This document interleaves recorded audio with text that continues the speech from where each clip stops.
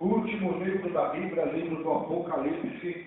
O capítulo é o 9, é o capítulo de número 9, o verso é o primeiro.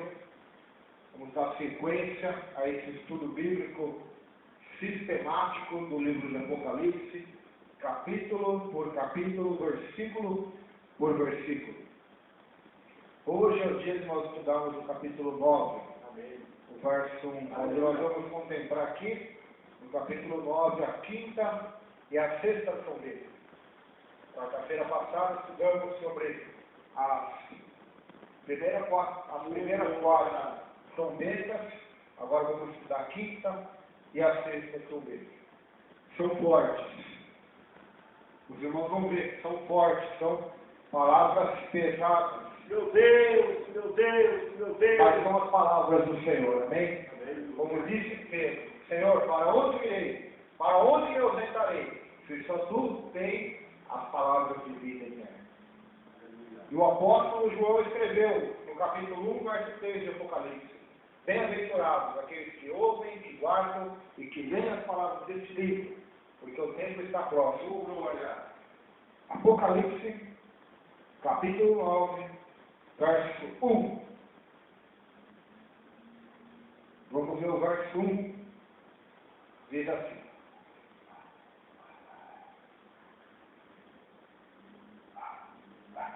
o quinto anjo tocou a trombeta, e viu uma estrela caída do céu à terra, e foi-lhe dada a chave do poço do abismo.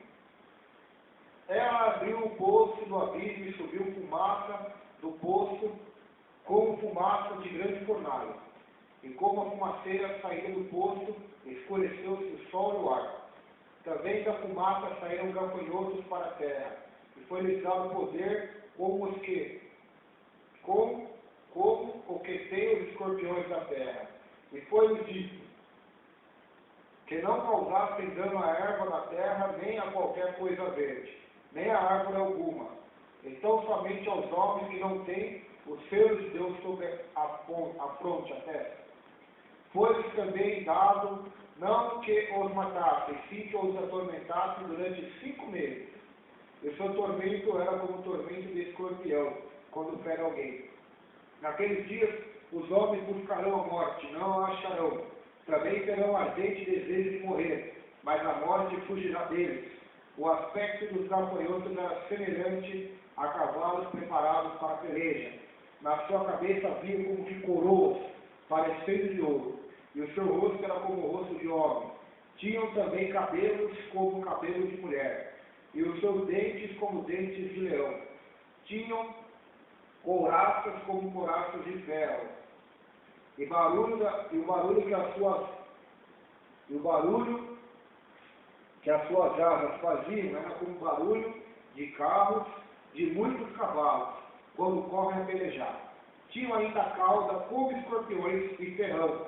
Na cauda tinham poder para causar dano aos homens por 5 meses, e tinham sobre eles como seu rei o anjo do abismo, cujo nome em hebraico é Abaddon, e em grego Apolion. O primeiro ai passou. Eis que, depois destas coisas, vem ainda 2 ais. Amém, queridos? Aqui nós lemos aqui da trombeta inteira, mas nós está falando dela versículo por versículo. Nós vimos no último estudo, capítulo 8, já tem na internet, não quiser escutar. Capítulo 8 já tem lá aonde fala das primeiras 4 trombetas.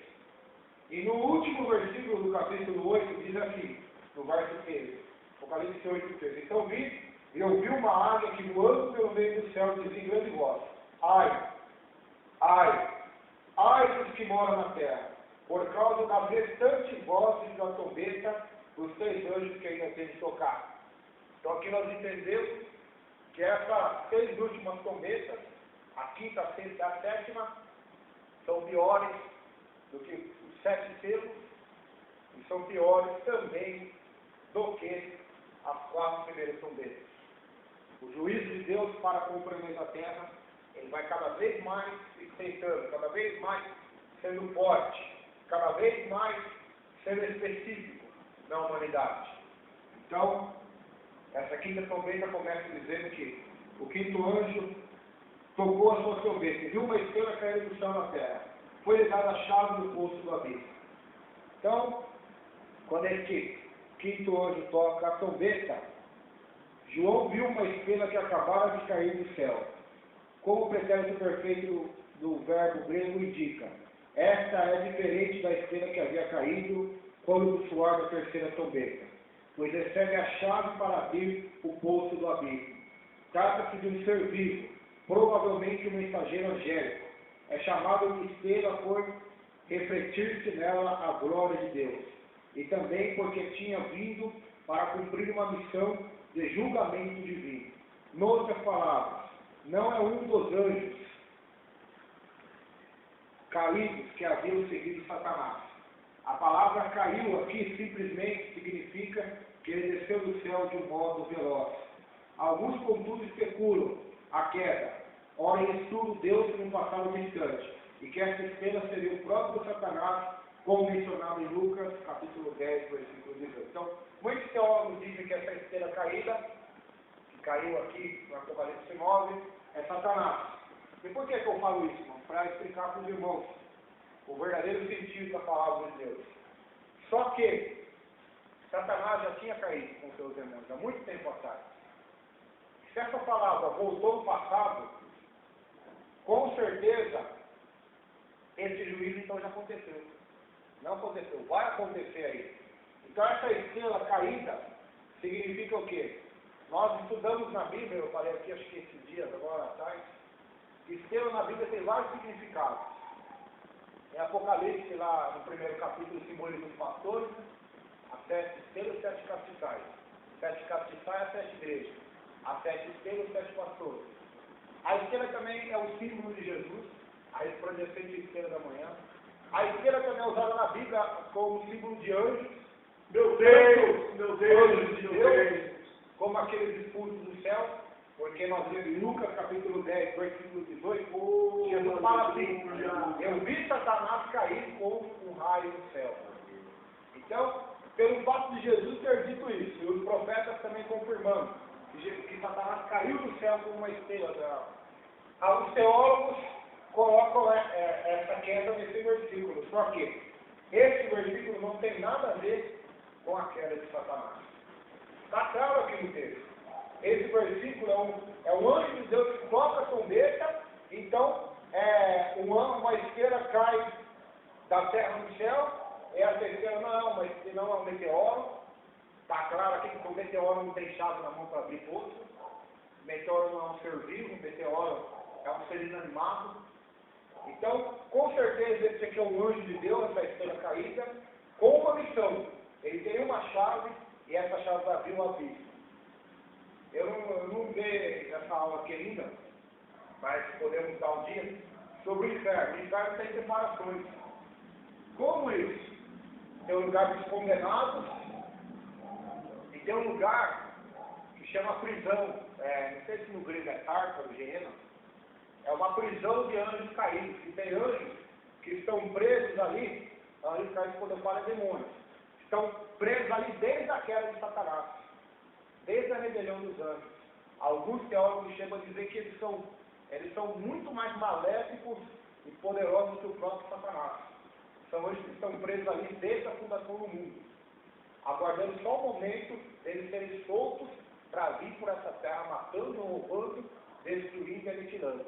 Então, com certeza este anjo, Jesus tem a chave da morte do inferno, com certeza Jesus dá a chave para este anjo. Ele desce do céu com uma grande velocidade, comparado a um meteorito, a um cometa, caiu do céu, uma velocidade rápida, brilhante, vai com a chave e abre as cadeias do inferno. E solta ali demônios presos. Então, essa é a interpretação correta desse texto. Pelo menos a minha, né?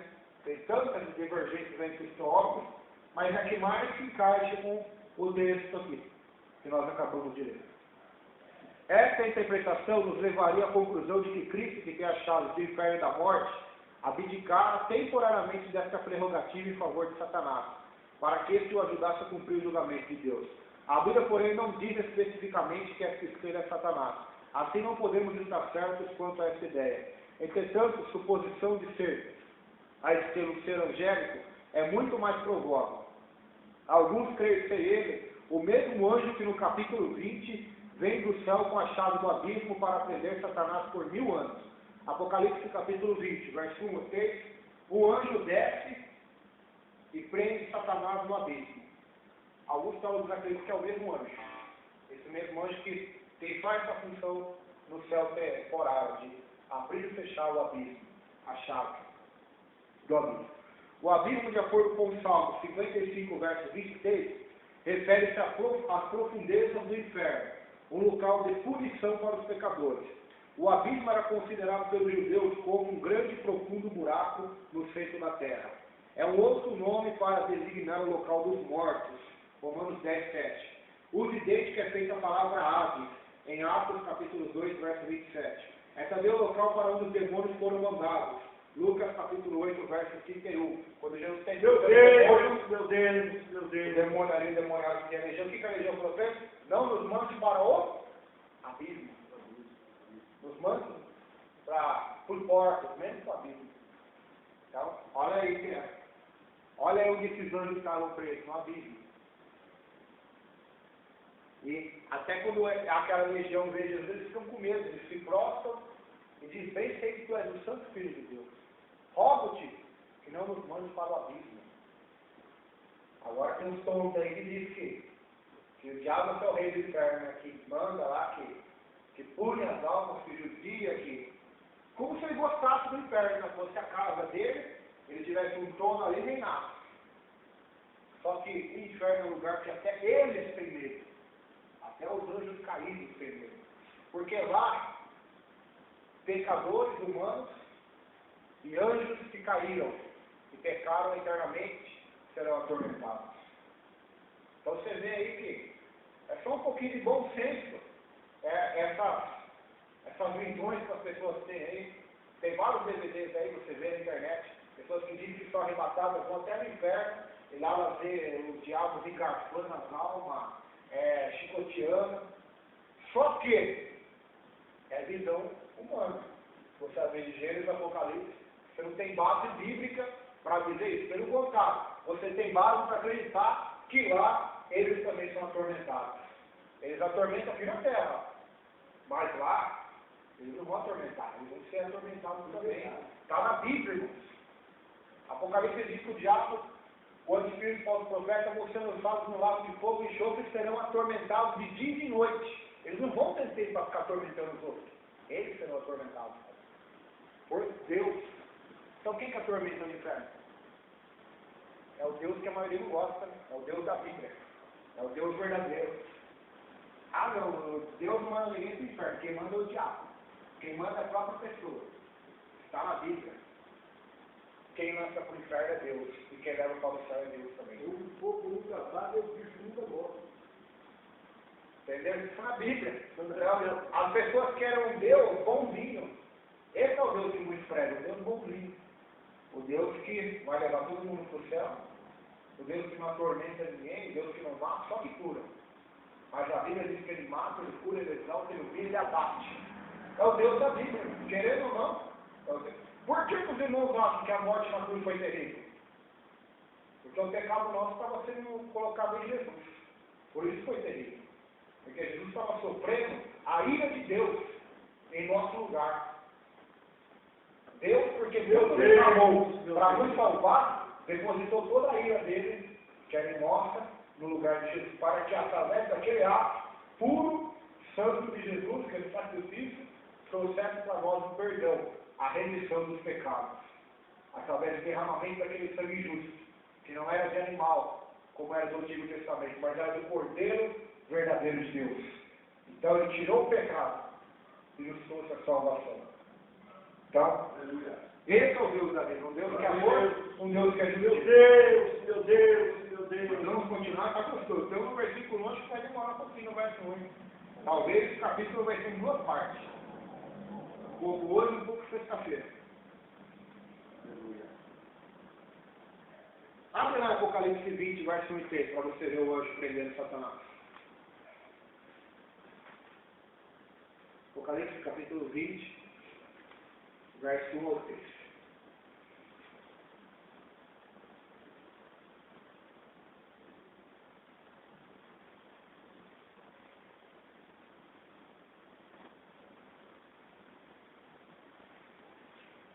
Então vi descer do céu um anjo, tinha na mão a chave do abismo, uma grande corrente. Ele segurou o dragão, a antiga serpente que é o diabo Satanás, e o prendeu por 1000 anos. Lançou-o no abismo, fechou-o e pôs o selo sobre ele, para que não mais enganasse as nações até que se completasse os 1000 anos. Depois disso é necessário que ele seja solto por pouco tempo. Então, nós vemos esse mesmo anjo que pode ser desse capítulo 9 também, novamente com uma missão de Deus. Então, de fazer e trazer este juízo e este julgamento.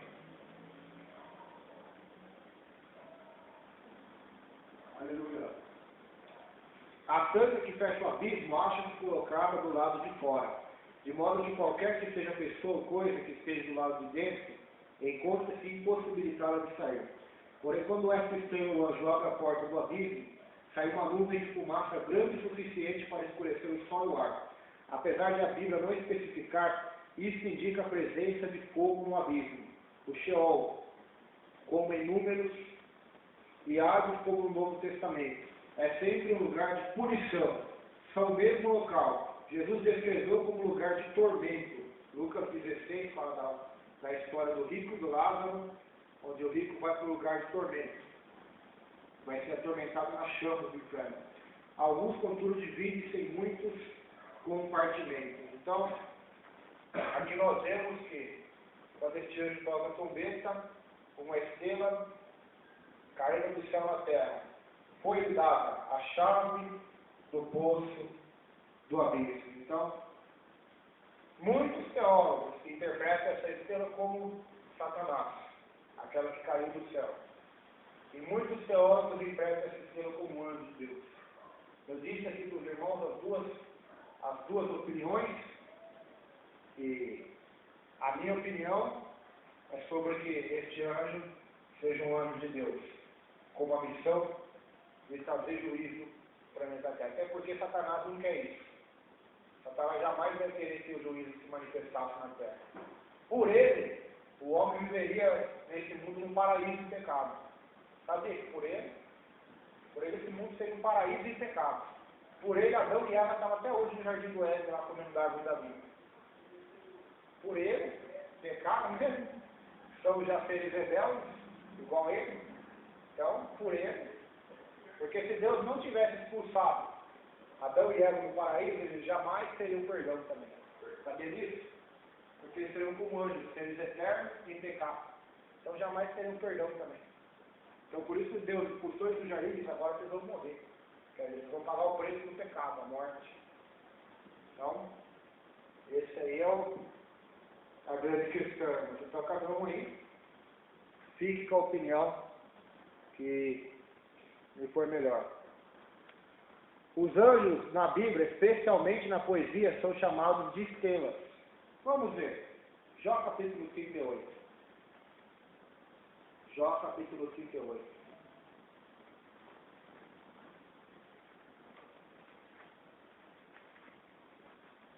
Livro de Jó, antes de Salmos, capítulo 38.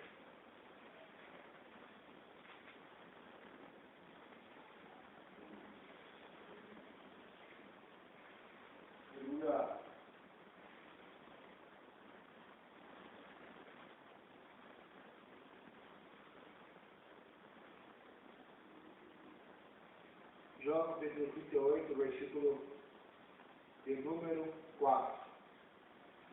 Deus está falando com o Jó, vai falar sobre a criação. Vamos ver. Onde estavas tu? Deus está perguntando para Jó. Quando eu lançava os fundamentos da terra. Dize-mo se tens entendimento. Quem lhe pôs as medidas, se é que ficou sábio? Ou quem estendeu sobre ela o cordel? Sobre quem estão fundadas as suas bases? Ou quem lhe assentou a pedra angular?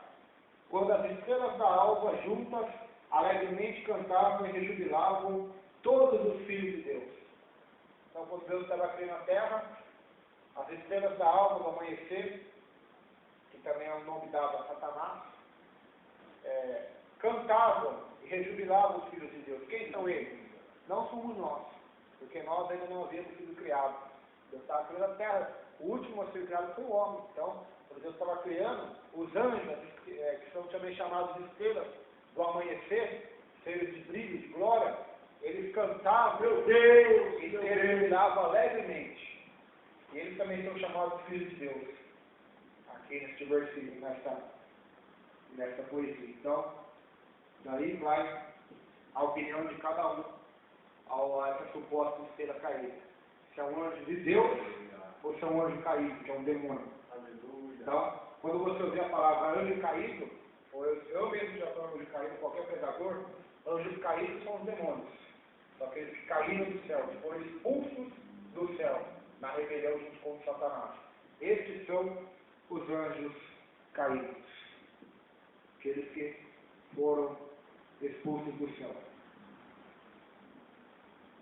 Vamos para a próxima questão, verso 2. Apocalipse capítulo 9, verso 2.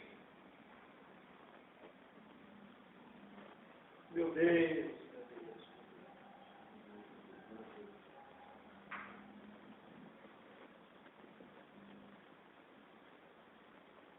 Diz assim: foi-lhe dada a chave do poço do abismo, verso 2. Ela abriu o poço do abismo, e subiu fumaça do poço como fumaça da grande fornalha. E como a fumaceira saiu do poço, escureceu-se o sol e o ar. Então, quando esse abismo foi aberto, subiu fumaça do poço como fumaça de grande fornalha. Ou seja, se tem fumaça, tem fogo. É a lógica, quem diz que no inferno tem fogo. Essa aí é a linguagem medieval, é a linguagem dos religiosos antigos, para colocar medo no povo, o povo dá dinheiro, e tantas coisas aí que os ateus, que as pessoas falam hoje. O inferno é uma ideia de um Deus ruim, que é para manipular as pessoas terem medo de Deus, ter medo de pecar. Só que o inferno é um lugar real. E biblicamente falando, não foi um lugar criado para homens. Jesus disse que ele foi criado para o diabo e os seus anjos. Só que, quando o homem pecou, não tem como ele ir para o céu. Pecado não vai entrar no céu. Está bem claro o Apocalipse, que não vai chegar lá, já vai estar no finalzinho, que na Nova Jerusalém, não vai entrar o pecado. Então, como é que eu e você vamos entrar com os pecadores? Parou para perceber isso, para perguntar isso? Vamos, sabe por quê? Por causa dele. Dele quem? Deus. Não, quem? Jesus Cristo, meu Deus. Por causa de Deus também, é lógico, ele que amou o mundo de tal maneira, entregou seu filho. Mas por causa do sacrifício de Jesus. Se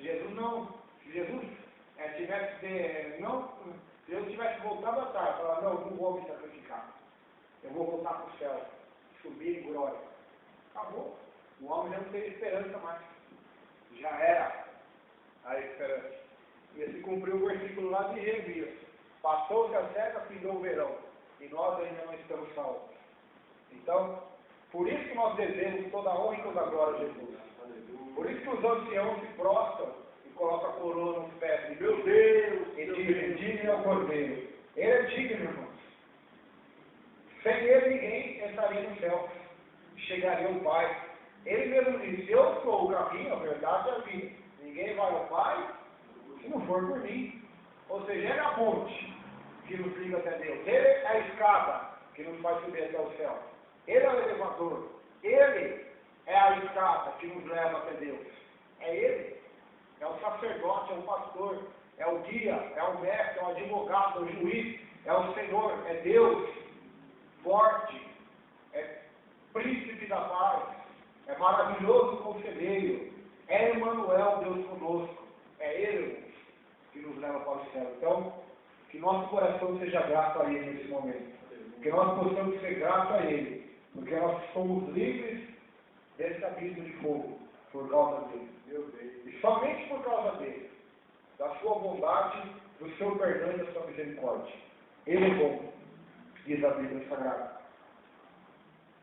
Então, é um lugar de fogo, que sai fumaça. E não é qualquer foguinho, não. Não é foguinho da Mata Atlântica que pega na Amazônia, nos matos aí da cidade, do interior de São Paulo.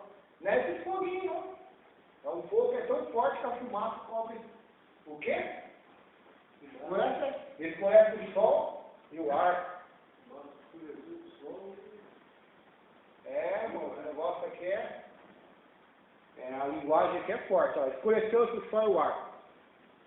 Deve ser observado que no primeiro estágio ou introdução desse juízo, escureceu-se o sol e o ar. Na sua consumação, porém, conforme descrita no capítulo 16:10, o reino da besta se fez tenebroso, e ele e seus súditos mordiam suas línguas de dor.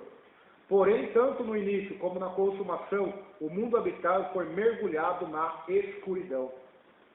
Então, fisicamente falando, espiritualmente falando, quando o juízo de Deus começa a ser derramado sobre a terra, as trombetas sendo tocadas, e logo após elas, as taças ou os cálices do vinho da ira de Deus, da cólera de Deus, serem derramados na terra. E são as 7 taças são piores do que as 7 trombetas. E vamos começar lá no finalzinho do livro, a partir do capítulo, deixa eu ver aqui para não falar errado, a partir do capítulo 16, ou 15, 16, mais ou menos, vai começar a ser derramado na terra e serão piores ainda. Então aqui só está começando a escuridão entrar no coração do homem. As terras começaram a inundar a terra. A Bíblia diz bem claramente quando Jesus estava na terra. E ele era a luz que alumia os homens. Mas os homens não amavam a luz, antes a aborreceram. Porque as suas obras eram glórias a Deus. E eles amaram mais as trevas do que a luz. Está lá em João, lê lá, João capítulo 1, João capítulo 3. Está escrito claramente lá. Os homens amaram. Então Deus só vai dar o que eles gostam. As trevas. Vocês gostam do pecado? Gostam das escuridões? Gostam de se aliançar com Satanás e seus demônios? Então eu vou abrir. Vou abrir o abismo e vou liberar eles para vir até a terra. Trazer escuridão, dor, sofrimento, angústia para os homens. Meu Deus. Porque os homens que querem fazer dessa terra um paraíso estão pecando contra o Senhor. Porque essa terra não é um paraíso. Já foi, mas não é mais. O paraíso é no céu. Então quem quer viver nessa terra num paraíso, num pecado, para ele só resta o juízo de Deus. Mais nada. Agora quem vive com Deus nessa terra, até se ele estiver no cárcere, por causa da palavra de Deus, até se ele estiver num naufrágio, como Paulo estava, ele já está no paraíso temporariamente. Porque Deus estando com ele, Deus morando nele, ele sendo o templo do Espírito Santo, nada o separa do amor de Deus. Ele é mais que vencedor. Ele tem alegria eterna. Paulo, ele tinha essa alegria mesmo preso. É o que nós vemos nas suas cartas. Estava preso, estava sofrimento, até esquecido por muitos irmãos. Mesmo assim ele amava e mandava carta para aquelas igrejas. Ele orava. Em vez de ele receber conforto dos crentes, é ele que confortava. Em vez de ele receber ajuda, muitas das vezes, é ele que ajudava, mesmo preso. Então, esse é o perfil. Esse é o modelo de crente para nós. É Paulo. Não é esses crentes modernos de hoje. Não é esses pastores modernos de hoje. Nós temos que pegar nossos modelos na Bíblia.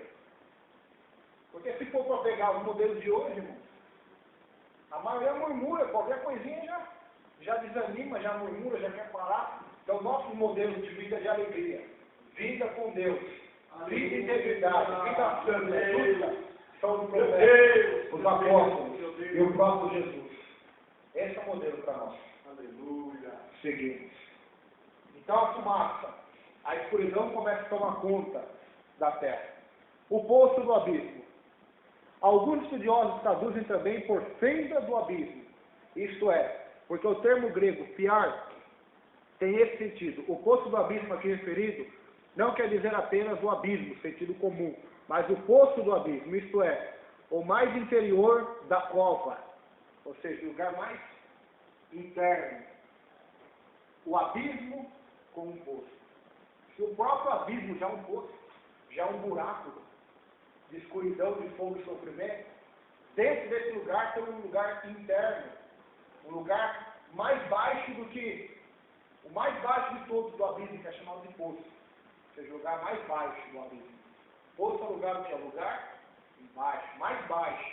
Então esse lugar que esses anjos estão presos é o lugar mais baixo do inferno. Não está falando que é um poço que tem água amargosa, não. Quando fala poço é para significar o quê? Que eles estão na parte mais baixa dos infernos, esses anjos. Olha que interessante, vamos lá. Ali, pois, por expressa ordem de Deus, estão encarcerados os poderosos que zombaram de Deus na terra dos viventes. Ezequiel diz que 7 nações desceram ali e que seus sepulcros foram postos no mais interior da cova. Ezequiel 32, 18 a 21. Nas epístolas de Pedro e Judas, encontramos anjos ali aprisionados. 2 Pedro capítulo 2, versículo 4 e Judas, versículo 6, falam de anjos presos lá no poço do abismo, lá no fundo do inferno. No contexto teológico e bíblico, esse é um lugar chamado de região tenebrosa e melancólica, onde se passa uma existência consciente, porém triste e inativa, longe de Deus. Há uma tradição entre os escritos judaicos que diz, originalmente o poço do abismo era reputado como lugar que abrigava os espíritos em prisão, mas ali viveriam apenas como sombras a vaguearem ao redor. Então essa é uma tradição judaica antiga, onde esses espíritos estão ali conscientes, ou seja, a consciência deles está melhor que a nossa, eles sabem do que eles estão ali, e a maior dor é essa, saber que poderia estar no céu e está lá porque desobedeceu a Deus. Essa é a maior dor, saber que todas as oportunidades que foram perdidas, que foram jogadas fora, por querer o pecado, por querer o mundo, por querer tantas coisas, e até mesmo os anjos, a oportunidade de serem fiéis a Deus, mas mesmo assim foram atrás de Satanás na rebelião e caíram, foram expulsos para sempre. Então, essa é a pior dor, a dor da consciência. Dor da consciência acusando.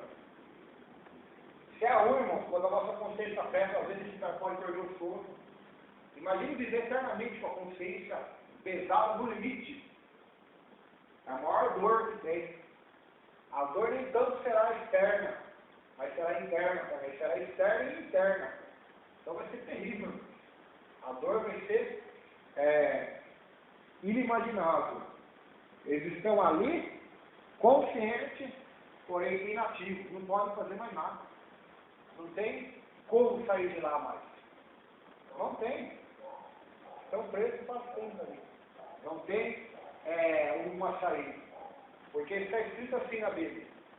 Os espíritos pregam que reencarnação. Se morre, mas vai ter chance de novo. Só que a Bíblia diz assim, aos homens está ordenado morrer uma só vez. Depois disso veio o juízo. Está lá em Hebreus. Ah, mas os mortos vêm que conversar com os vivos. Não vem. Lembra da parábola do rico Lázaro? O rico estava no ato, Lázaro estava no outro. E o rico queria que Lázaro molhasse a mão na água e passasse na boca dele, só. Olha o tormento que era. O que o Pai Abraão diz para ele? Está posto um abismo entre nós e vós. De sorte que quem quer passar daqui para lá não pode. Ou seja, não tem jeito mais. Se nem aqueles que estão no inferno conseguem se comunicar com quem está no céu mais. Nem tão pouco na terra também. O abismo separa. E no fundo desse abismo está os anjos caídos. Presos. Os anjos rebeldes. Vamos ver um dos versículos que falam desses anjos presos? Judas.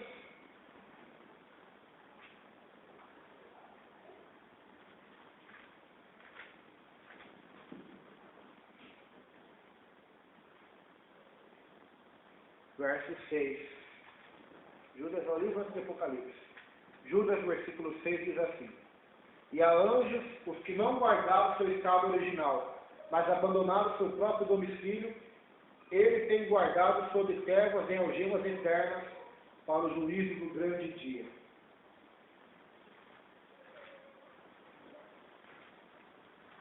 Então estão guardados para o juízo do grande dia.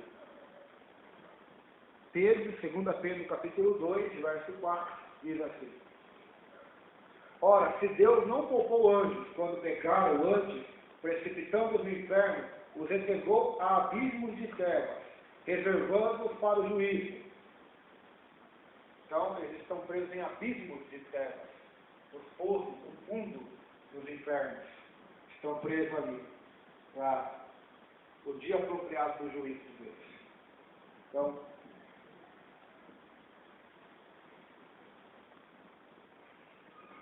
olha aqui da palavra Hades, né? Que no grego, se você... A gente não sabe ler em grego, né? Mas se nós tivéssemos a Bíblia em grego, se nós fôssemos da época de Jesus, o lugar dos mortos, o inferno, era chamado de Hades. Tem uns filmes aí direto, até na mitologia grega, né? Eu falar aqui não tem nada a ver com o assunto, só para os irmãos saberem. Porque, querendo ou não, Jesus, os apóstolos, Paulo, eles viveram nessa época onde essa mitologia grega, ou essa religião grega, era mais forte da terra na época. Essa crença. Como hoje é o catolicismo, aí se você for lá do lado da Arábia, é o islamismo, a religião mais forte, dominante. Se você for na China, na Índia, o hinduísmo, tanto no Japão, o budismo. Então, o que é essa mitologia? Ela pregava a adoração de vários deuses. Então, eles falavam que Zeus era o pai de todos os deuses, e ele tinha um irmão que chamava Hades, que era o rebelde. Aí esse Hades foi onde? Foi ser o líder, o senhor do inferno. Então, a palavra Hades tem a ver com isso, lugar da morte. Às vezes você vê filmes que passam na TV aí, mostram sobre isso aí, homens lendários aí da mitologia grega, Hércules, tantos outros aí que foram lá no inferno lutar contra Hades. Então, é interessante esse filme para você conhecer um pouco daquela cultura que estava no seu auge. Quando Jesus nasceu, o Império Romano estava no auge do poder. Então aquela cultura estava no auge também. E a língua falada mundialmente era, embora os judeus falavam a língua hebraica, Jesus falava até aramaico, a língua universal ali era o grego. Ou seja, quase todas as cidades havia pessoas que sabiam falar grego. Então, o Novo Testamento que nós lemos, ele foi traduzido do grego. O original dele é grego, foi traduzido para o português. Do grego foi para inglês, foi para várias línguas diferentes. O antigo foi escrito em hebraico, algumas partes em aramaico, e o novo foi em grego. Tanto que Apocalipse vai dizer o quê? Eu sou o alfa e o ômega. Ou seja, eu sou a letra A, a letra Z. Sou a primeira letra e a última do alfabeto. O alfabeto grego começa com o alfa e termina com o ômega. Então, nessa mitologia havia o Hades. Glória a Deus, aleluia. O Hades, que era um lugar chamado por inferno. É equivalente de Sheol do Velho Testamento, ou seja, lugar dos mortos. Chama a nossa atenção para dois pontos importantes. Antes da ascensão de Cristo, as Escrituras dão a entender que Hades consistia de duas partes, os lugares dos salvos e dos perdidos. A primeira é chamada paraíso e o seio de Abraão. Ambas expressões vêm do Talmud dos judeus, que nos foram empregadas, vem do Talmud dos judeus, mas foram empregadas por Jesus e Paulo, respectivamente. Os mortos benditos estavam com Abraão, eram conscientes e eram consolados. O ladrão crente que havia de estar nesse mesmo dia com Cristo no paraíso, os perdidos eram separados dos salvos por um grande abismo. Ou seja, antes da ascensão de Cristo ser assunto aos céus, havia separação do abismo. Então aquele abismo que separava Abraão dos condenados do inferno, existia o paraíso ao lado do inferno e embaixo o abismo. Só que quando Cristo ascende aos céus, por isso que diz que ele pregou e levou cativo o cativeiro. Ele levou todos aqueles espíritos que estavam ali presos no abismo, mesmo que num lugar bom, no paraíso, num lugar onde eles eram consolados, que Deus separou ali para eles, um lugar temporário, Senhor Jesus levou todos eles para a glória, junto com ele. Por isso que fala, levou cativo o cativeiro, pregou nas prisões. Não significa que Jesus converteu os demônios que estavam ali perto. Tem gente que acha que é isso, ou aqueles rebeldes. Não, ele pregou a sua vitória para Abraão e para todos que estavam ali, no seio de Abraão. Lázaro, Jonas, Davi, Daniel e tantos outros também. Levou eles para a glória. Então esse paraíso já lá no Hades não existe mais. O homem que representa os perdidos do Hades é o rico de Lucas. Lucas 16, 26. Ele era consciente, senhor de todas as suas faculdades, memória, etc. E em tormento. Hades, depois da ascensão de Cristo, que Cristo é assunto ao céu. Atos capítulo 1 fala que ele subiu ao céu e depois sentou à direita de Deus Pai. No que diz respeito aos não salvos, a Escritura não revela nenhuma mudança no seu lugar ou estado. No julgamento do grande trono branco, Hades comparecerá ali. Sua missão será entregar os mortos que nele havia. Serão julgados e passarão ao lado de fogo e enxofre. O Hades é o inferno, viu, irmão? Falando Hades aqui, só para o irmão se familiarizar com a linguagem bíblica. O lugar dos mortos. Então o próprio inferno, no juízo final, vai esvaziar também. O paraíso já esvaziou. As almas que estavam ali foram levadas para o céu, junto com Cristo. Mas aquele mesmo lugar, Hades, está no mesmo lugar até hoje. Aguardando o quê? O juízo final, onde ele vai entregar seus mortos para Deus, no grande trono branco. E quando ele ficar vazio, ele será lançado lá também. Então, não é linguagem de teólogo. Irmãos, vê que tudo vai se encaixando. No contexto de Lucas 16, 26, o paraíso é retratado como estando acima do Hades. Isto é observado nas próprias palavras. E no Hades o rico ergueu os olhos. Ergueu os olhos e viu quem? Lázaro. Então ele estava acima. O paraíso é retratado como estando acima de Hades. Isso é observado nas próprias palavras. E no Hades o rico ergueu os olhos. Quanto ao paraíso, houve uma mudança. Paulo foi arrebatado ao terceiro céu, ao paraíso. 2 Coríntios 12, verso 1 ao 4.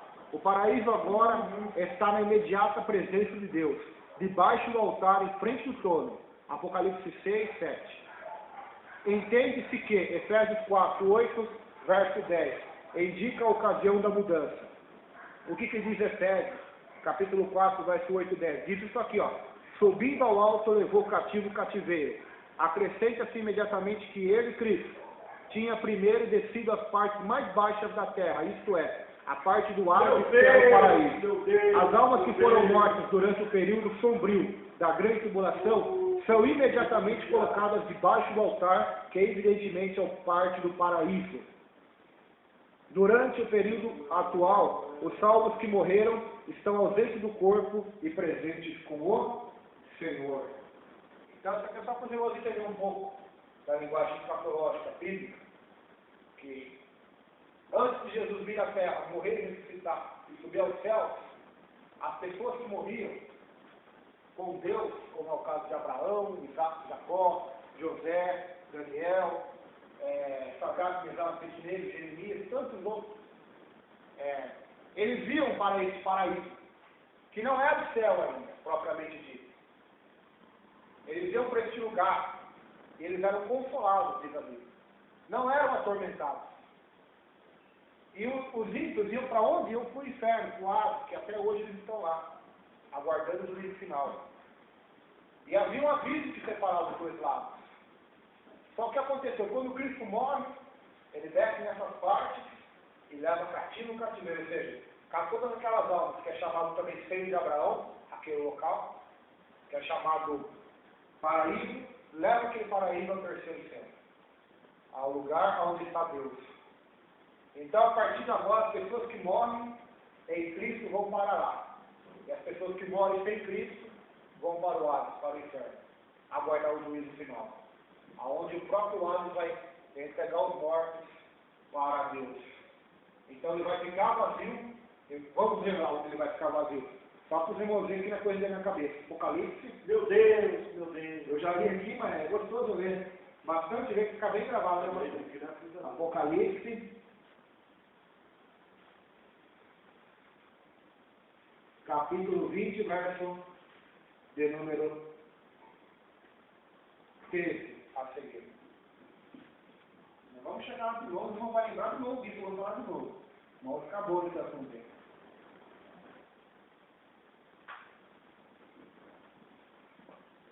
Apocalipse 20, diz assim, verso número 13. Deu o mar os mortos que nele estavam. A morte e o além, eles pegaram os mortos que neles havia, e foram julgados um por um segundo suas obras. Então a morte e o inferno foram lançados para dentro do lago de fogo. Esta é a segunda morte, o lago de fogo. E se alguém não foi achado escrito no livro da vida, esse foi lançado para dentro do lago de fogo. Então, a própria morte, o próprio inferno ficará vazio, e depois disso ele não vai prestar para mais nada. Então, ele vai ser lançado no lago de fogo e enxofre. Porque ele vai ficar vazio, todas as almas que estão ali já foram julgadas também, segundo as suas obras. Aleluia, glória a Deus. O julgamento para nós é diferente, irmãos, do que o mundo, sabia disso? Porque nós somos julgados, mas não pelas nossas obras, biblicamente falando, pelas obras de Cristo. Porque se nós fôssemos pelas nossas também, com certeza nós estaríamos perdidos. Mas o nosso julgamento é pela obra de Cristo no Calvário.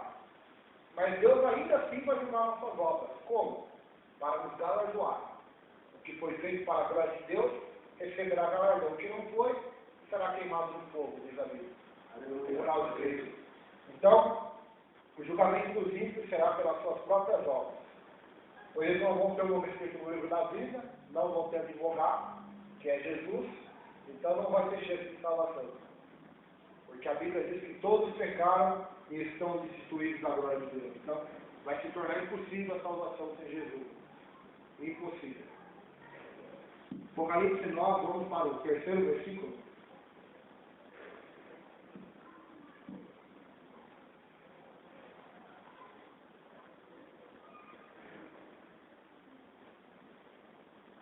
Terceiro versículo, até o sexto, nós vamos levar. Também da fumaça saíram gafanhotos para a terra. Foi-lhes dado poder como os que têm os escorpiões da terra. E foi-lhes dito que não causassem dano à erva da terra, nem a qualquer coisa verde, nem a árvore alguma, então somente aos homens que não têm o selo de Deus sobre a fronte. Foi-lhes dado também não que os matassem, e sim que os atormentassem durante 5 meses. Seu tormento era como o tormento de escorpião, quando fere alguém. Naqueles dias os homens buscarão a morte, não a acharão. Também terão ardente desejo de morrer, mas a morte fugirá deles. Palavras fortes, né? Palavras para o quê? Desse abismo saíram gafanhotos para a terra. Foi-lhes dado poder. Ou seja, Deus tem poder. Eles não têm poder.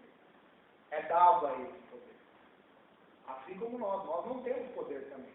É nos dado poder. Porque o poder é Deus, é de Deus. A Bíblia diz que o poder pertence a Deus. Então, esse poder que os gafanhotos têm é lhes dado pelo próprio Deus, irmãos. Está vendo como que é? Como que o Deus da Bíblia é um Deus que muitas das vezes as pessoas o mentalizam como um Deus que não é o Deus da Bíblia. Mas como isso? Não entendi.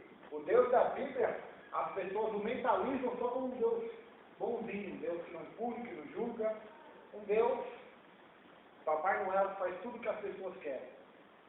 Elas mentalizam assim, elas criam um Deus assim na mente delas. Mas o Deus da palavra, da Bíblia, é o Deus que julga com justiça e equidade. É o Deus santo. É o Deus puro, reto, maravilhoso e longano. Então, esse Deus, para todos aqueles que rebelaram-se contra ele e não quiseram seu filho, quiseram o pecado, a mentira e tantas outras coisas, o Senhor vai permitir o poder de tormento, de dor e sofrimento, vai dar esse poder, essa autorização, para que esses gafanhotos perturbem os moradores da terra, façam sofrer, façam agonizar os moradores da terra. Ah não, esse não é o Deus da Bíblia. Quem mandou as pragas no Egito? Já começa por aí. Foi Deus ou foi o diabo? Foi Deus. Quem destruiu o mundo com água no dilúvio? Foi Deus. Pelo diabo estaria lá até hoje. Quem mandou fogo descer do céu? Sobre Sodoma e Gomorra. Quem matou Ananias e Safira porque brincaram com Deus? Foi Deus. Lembra da igreja lá de, acho que é Tiatira, né, pastor, que fala que Deus ia prostrar de cama Jezabel, ia ferir com a espada seus filhos, porque adulteram? É Deus. Quem que fere com morte espiritual, até morte física, quem toma a ceia do Senhor indevidamente? O Senhor. Paulo diz isso, lá em Coríntios já existia pessoas que dormiam, que estavam fracas e doentes. Por quê? Não discerniam as coisas de Deus. Então, o Deus da Bíblia é o Deus que julga. E nós temos outra coisa aqui saindo de Deus, entrando para o diabo. Que o diabo, os demônios, para atormentar alguém, eles precisam do aval, da permissão de Deus também. Satanás, para tocar em Jó, o que ele precisou? Da permissão de Deus. Aqui não é uma coisa que gafanhoto. Deus vai permitir eles, assim como permitiu o diabo tocar em Jó, vai permitir eles manifestarem-se na terra. Ele viu o anjo abre a chave, abre o abismo, ele sai como um gafanhoto. Gafanhotos tem a ver com milhares. Aqui não acontece no Brasil, não sei se aconteceu no pastor Jesus, nunca vi. Eu já vi em televisão, mas existe aquele chamado enxame de gafanhotos aqui.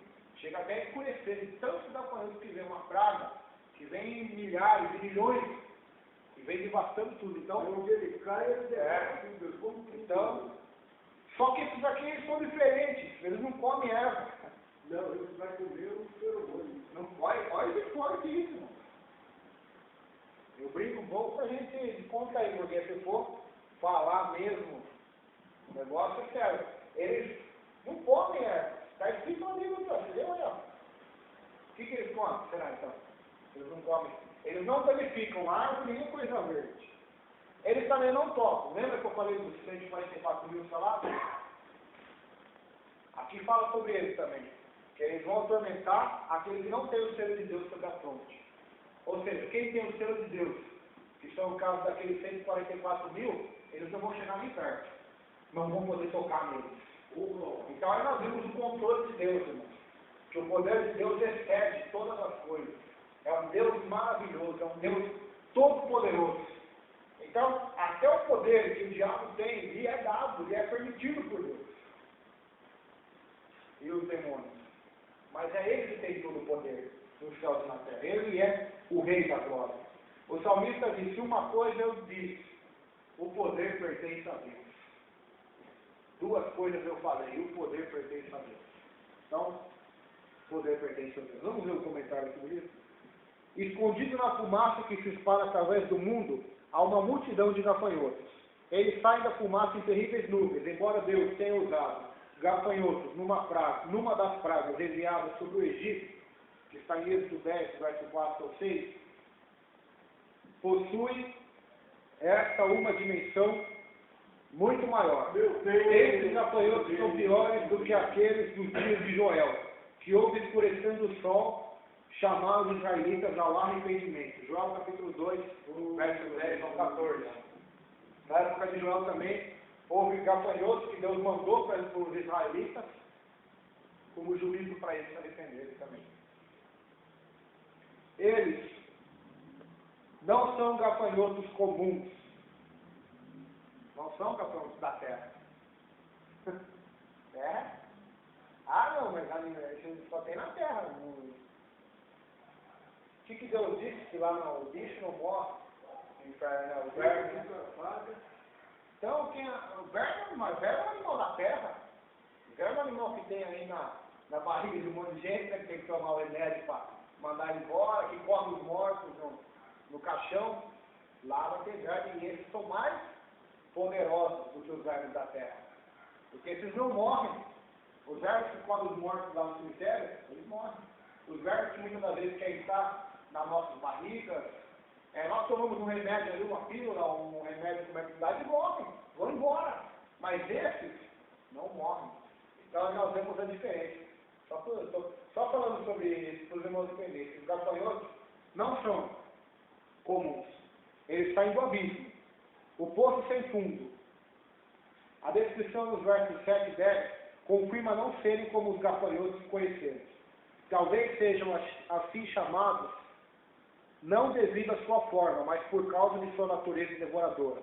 Além disso, possuem também um poder como dos escorpiões, para infligir dor tão insuportável que levarão suas vítimas a desejarem a morte. A Bíblia utiliza o escorpião e o poder de seu ferrão envenenado como símbolo do mal. Ezequiel 2,6, Lucas capítulo 10, verso 19 e capítulo 11, verso 12. Portanto, esses gafanhotos são demoníacos. Devem ser anjos decaídos, libertá-los nesta ocasião para levarem os habitantes da terra a se conscientizarem de quão santo é Deus. Servirá para castigar sua rebelião contra Deus e por haverem rejeitado o Evangelho. Então, eu nunca tomei, graças a Deus, Deus me guarde nunca de tomar uma picada de escorpião, não sei se você já tomou, talvez não. Eu nunca vi ninguém tomar picada de escorpião também, mas com certeza, se a gente chegar no hospital e perguntar, com certeza ali, algum enfermeiro, médico já deve ter visto. Existem inúmeras espécies de escorpião, mas deve doer. Deve ser insuportável a dor de uma picada de escorpião. Dependendo a espécie dele, que tem aqueles escorpiões marrons, tem os pretos, tem os mais venenosos, menos venenosos, a dor diz que é terrível. A febre, dá febre. Então esses gafanhotos aqui, eles têm poder de escorpião, de envenenar, com veneno de dor. Picadas que queimam, que causam febre, falta de ar, inflamação, dores terríveis que vai levar ao ponto dos homens querer morrer. A dor vai ser tanta que a Bíblia diz que eles vão querer a morte, mas não vão morrer. É um mistério isso, irmão. Eu não sei, o pessoal vai poder querer dar um tiro na cabeça e não vai morrer. Vai se jogar de um prédio e não vai morrer, vai cair no chão, não vai acontecer nada com ela. Vai tentar cortar o braço, não sei se vai conseguir ou não. Mesmo se conseguir, mesmo assim não vai morrer. Não sei se vai ser tipo um zumbi, morto-vivo. Sei que não vai conseguir morrer. É isso que nós sabemos. Não sabemos como vai ser, mas isso vai acontecendo. Durante 5 meses. Essa praga. Essa aqui eu não sei na opinião dos irmãos, mas embora vai ter mais terríveis aí no Apocalipse, mas essa aqui é uma das mais terríveis. Essa aqui. Essa quinta trombeta aqui é coisa terrível. E eles vão castigar. Alguns dizem que não são gafanhotos, são símbolos para demônios. Não podemos dizer. Pode ser os dois.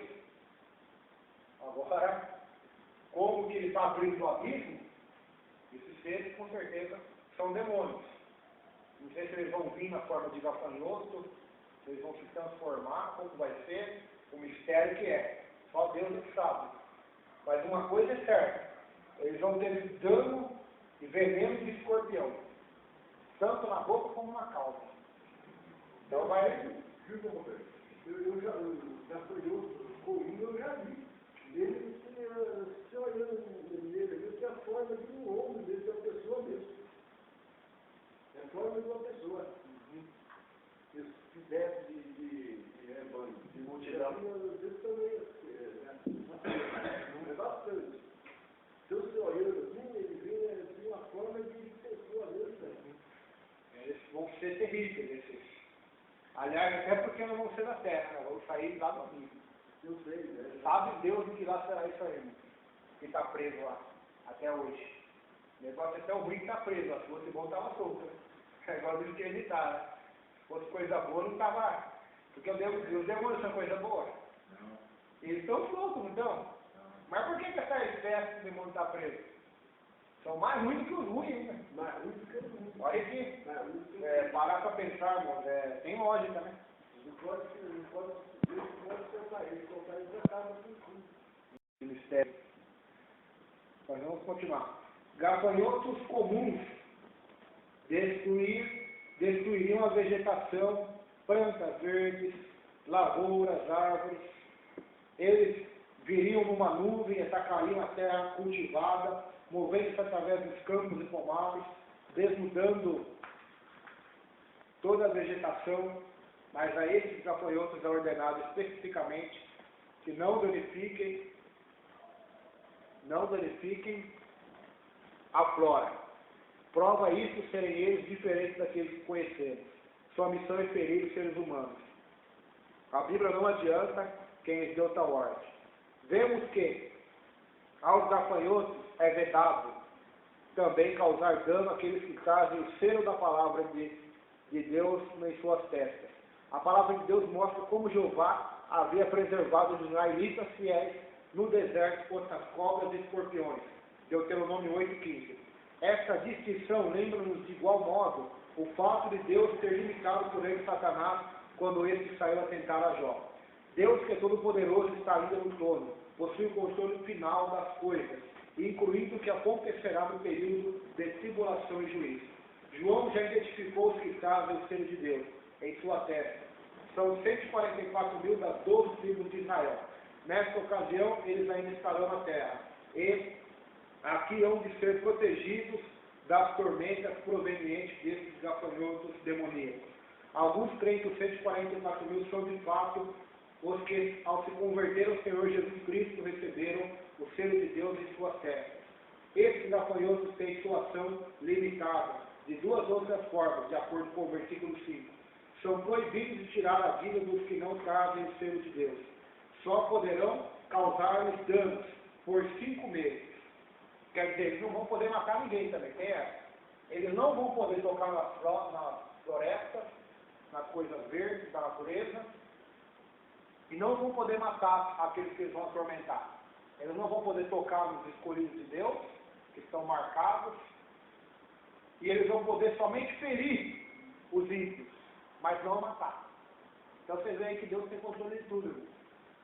Por isso que eu não tenho medo de ser quando eu leio isso. Eu tenho medo em parte, pelos que vão estar vivendo nessa época. Mas em parte eu dou glória a Deus, porque eu sei que o nosso Deus tem controle de tudo. Amém. Graças a Deus. Já um cãozinho amarrado na mão de Deus. Não pode até. Ele está na coleira, ele só vai se Deus permitir. Se não for, acabou. Não precisa de mais nada. Irmão. Então, isso aqui não é orgulho, isso aqui é fé na palavra de Deus. Orgulho é o que muitos falam aí, que pisa na cabeça de Satanás, passa por cima dele. Isso é orgulho, isso aí é querer apontar o inimigo. Mas dizer o que eu estou dizendo, baseado na Bíblia, isso é fé.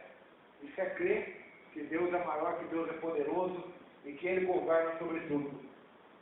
Então, é essa fé que nós precisamos ter. Então, por que nós vamos temer o diabo? Por que nós vamos temer esse mundo? Então, nós temos um Deus que controla tudo. É isso que você pode pegar nessa palavra e pegar a sua vida. Já não pode tocar em nada na sua vida, nem no fio de cabelo seu, se não for pela permissão de Deus. Está na Bíblia isso. Não estou inventando. Jesus falou assim: nenhum fio de cabelo cairá da sua cabeça, se não for com o sentimento do Pai Celestial. Acabou. Ah, mas como que Deus no céu consegue consolar 7 milhões de pessoas na face da terra ao mesmo tempo? Não sei. Mas já está controlado. Já. Consegue. Consegue. Está controlado. Antes de você nascer, ele já te controla. Já sabe tudo sobre você, o que vai acontecer. E acabou. Então, é maravilhoso isso. Esses gafanhotos têm a sua ação limitada de duas outras formas, de acordo com o versículo 5. São proibidos de tirar a vida dos que não trazem o selo de Deus, só poderão causar-lhes danos por 5 meses. Alguns especulam se esses 5 meses referem-se à estação da seca na Palestina, que vai de março a setembro. Outros pensam que são uma referência ao período de vida de um gafanhoto comum. A única conclusão provável, porém, é que Deus, que está no controle de tudo, dará somente 5 meses para que os tais gafanhotos executem a sua parte no juízo que virá sobre a terra. A repetição feita no versículo 6 serve para enfatizar a gravidade do juízo. Eis outra ocasião onde João usa o estilo do Antigo Testamento. Na Bíblia, especialmente nos paralelismos das Escrituras, olha que palavra difícil que eu vou ler aqui agora, veterotestamentárias do Velho Testamento, repetir a mesma ideia com palavras diferentes em uma maneira comum de se realçar o pensamento. A esses gafanhotos demoníacos é ordenado que a ninguém matem. As pessoas procurarão a morte para acabar com a dor e a agonia, mas em vão. Isso significa que as tentativas de suicídio não serão bem-sucedidas. A morte é personificada como algo que lhes fugirá. Por outro lado, não haverá lugar sobre a terra onde se esconder dos ferrões desses gafanhotos. Como seres espirituais, não poderão ser barrados por paredes, não haverá fechaduras que os segurem. A sua ferroada não será dada arbitrariamente, como se fosse uma tortura sem sentido. Constituir-se-á num aviso e oportunidade para que as pessoas se arrependam e voltem-se para Deus, que tudo faz para que o povo receba a salvação. Então até esse juízo é uma misericórdia de Deus, para que eles se arrependam, mas eles não vão.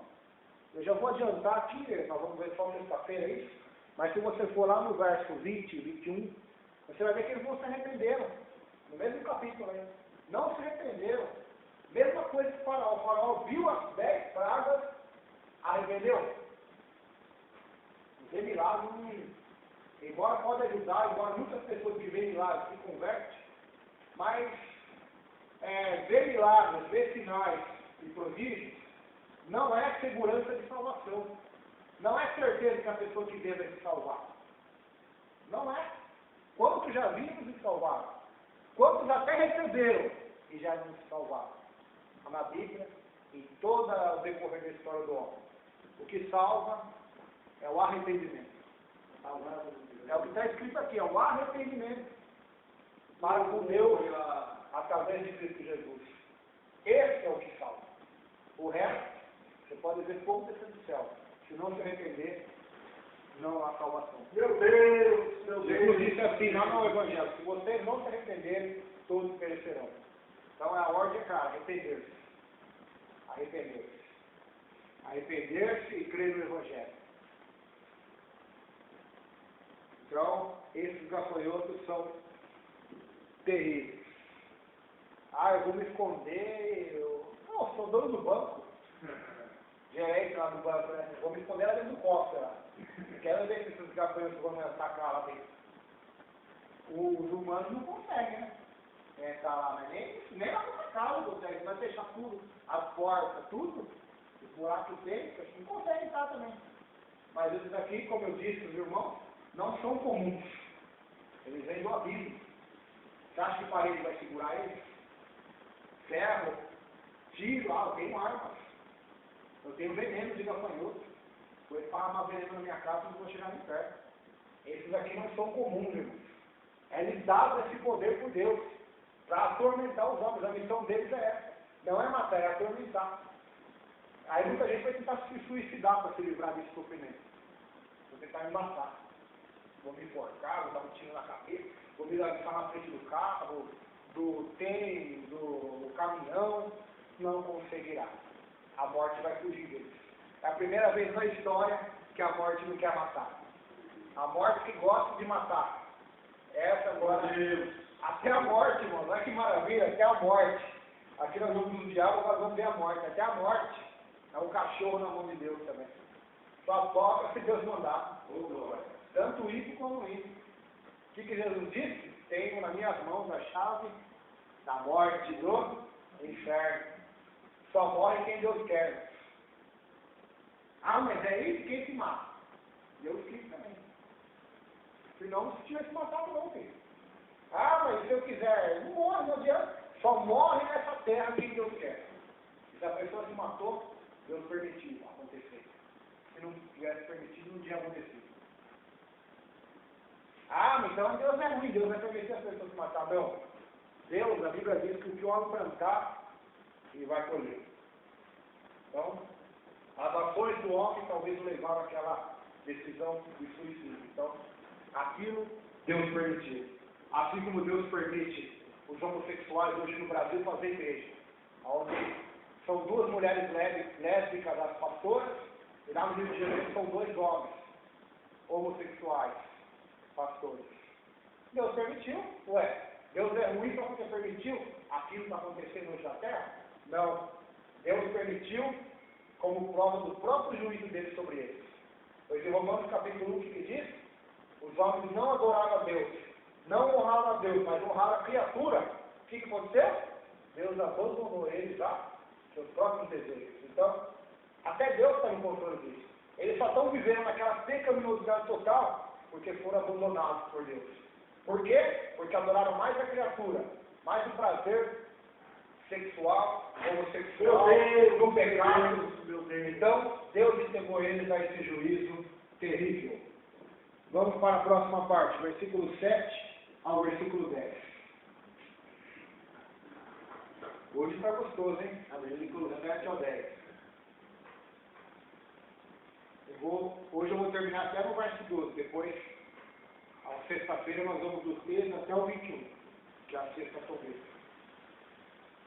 Vamos ler do 7 agora, versículo 7 até o versículo 10.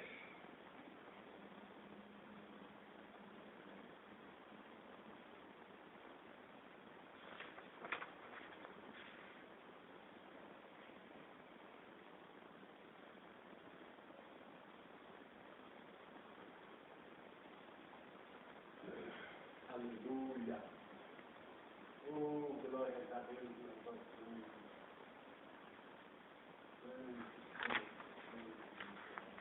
Os irmãos acharam, hein? Vamos lá.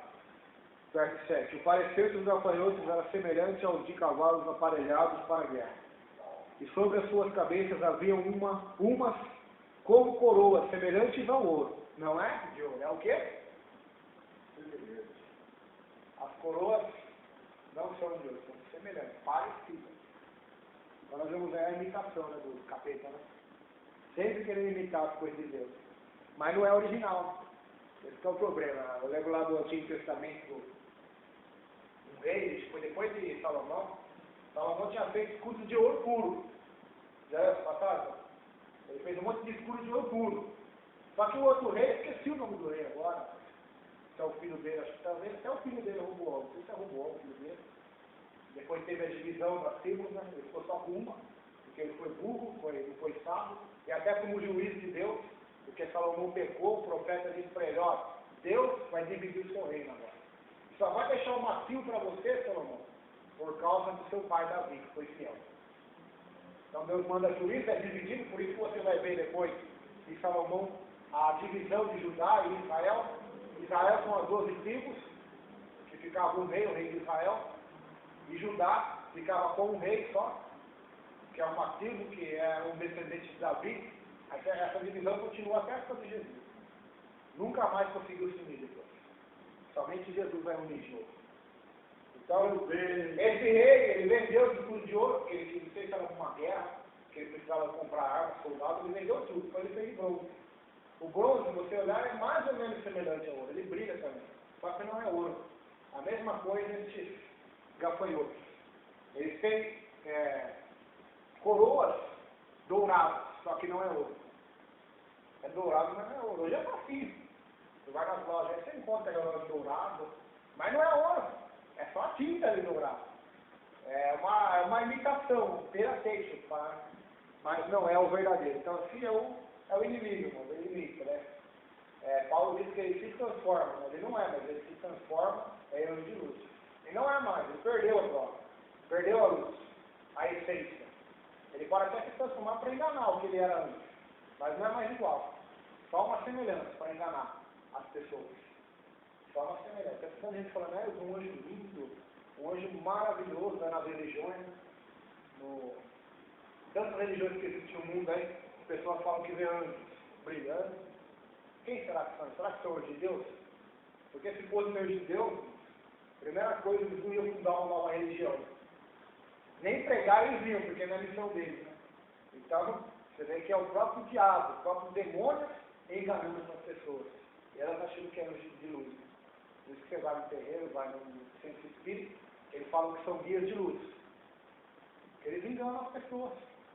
Eles são guias de luz. Então, são na verdade semelhantes à luz, mas não são luz verdadeira. São luz falsa. São ouro falso. São fachada. Tem um ditado que diz assim: nem tudo que reluz é ouro. Nem tudo que tem aparência é de verdade. Então, a aparência pode enganar. Até o ditado diz: as aparências enganam. Então, só tem aparência.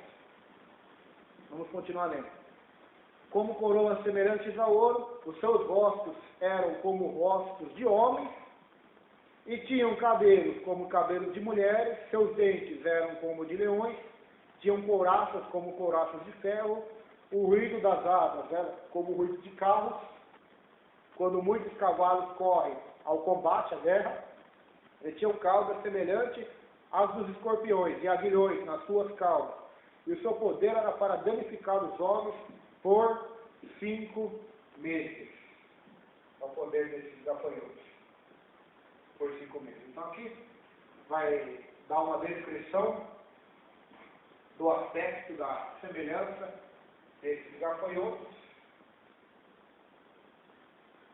E a grande questão é: isso é literal ou é simbólico? Se grande parte das linguagens apocalípticas são simbólicas,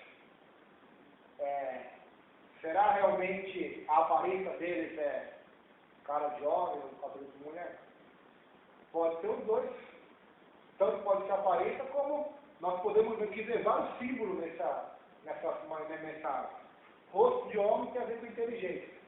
Cabelo de mulher tem a ver com seres vaidosos. Dente de leão como garras poderosas, como de leão. Caudas como escorpião, caudas venenosas. Então, se é o aspecto desses inimigos que vão ser soltos na terra. Joel capítulo 2, versículo 4, compara a praga dos gafanhotos como avanço de um exército montado, o qual Deus também se refere como meu grande exército. Vamos lá ver? Joel capítulo 2.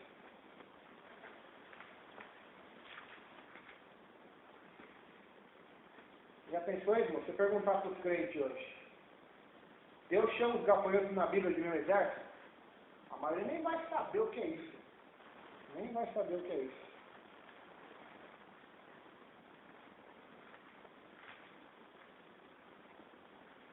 Até o livro de Malaquias, lá quando fala do dízimo, depois fala do devorador. O devorador não é um demônio, é os gafanhotos, sabia disso? Eram os gafanhotos que comiam o que eles plantavam, porque o dízimo deles era o quê? Era a 10ª parte da plantação deles, dos animais. Então o que acontecia? Se eles não dizimassem, Deus mandava essas pragas, que devorava as florestas. Vocês não querem dar a 10ª parte para os sacerdotes, para que eles façam o ministério de tabernáculos do templo, os levitas, que eram... Eles não tinham trabalho como nós temos, eles só viviam daquilo. E a casa de Deus estava perecendo por causa. Então, Malaquias vai dizer: olha, vocês só se preocupam com a sua vida, mas se esquecem de Deus. Essas pragas, então, Deus manda para eles, os gafanhotos. Vamos lá, Joel. Eu acabei falando aqui, acabei nem procurando isso. Joel, capítulo 2.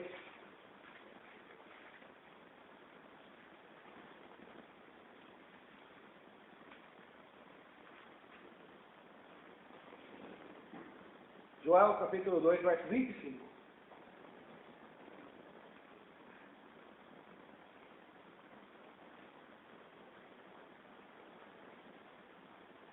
Olha lá. Restituir-vos-ei os anos que foram consumidos pelo gafanhoto, migrador, pelo destruidor, pelo cortador, ou devorador, o meu grande exército que enviei contra vós. Olha que interessante.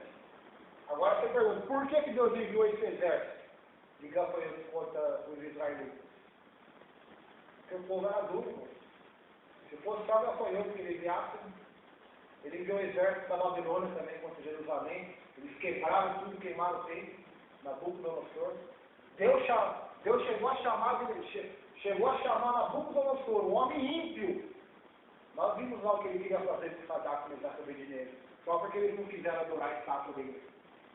Eles queriam matar, né? Aquele homem era ímpio, mau, perverso. Deus chega a chamar ele de meu servo. Por que meu servo?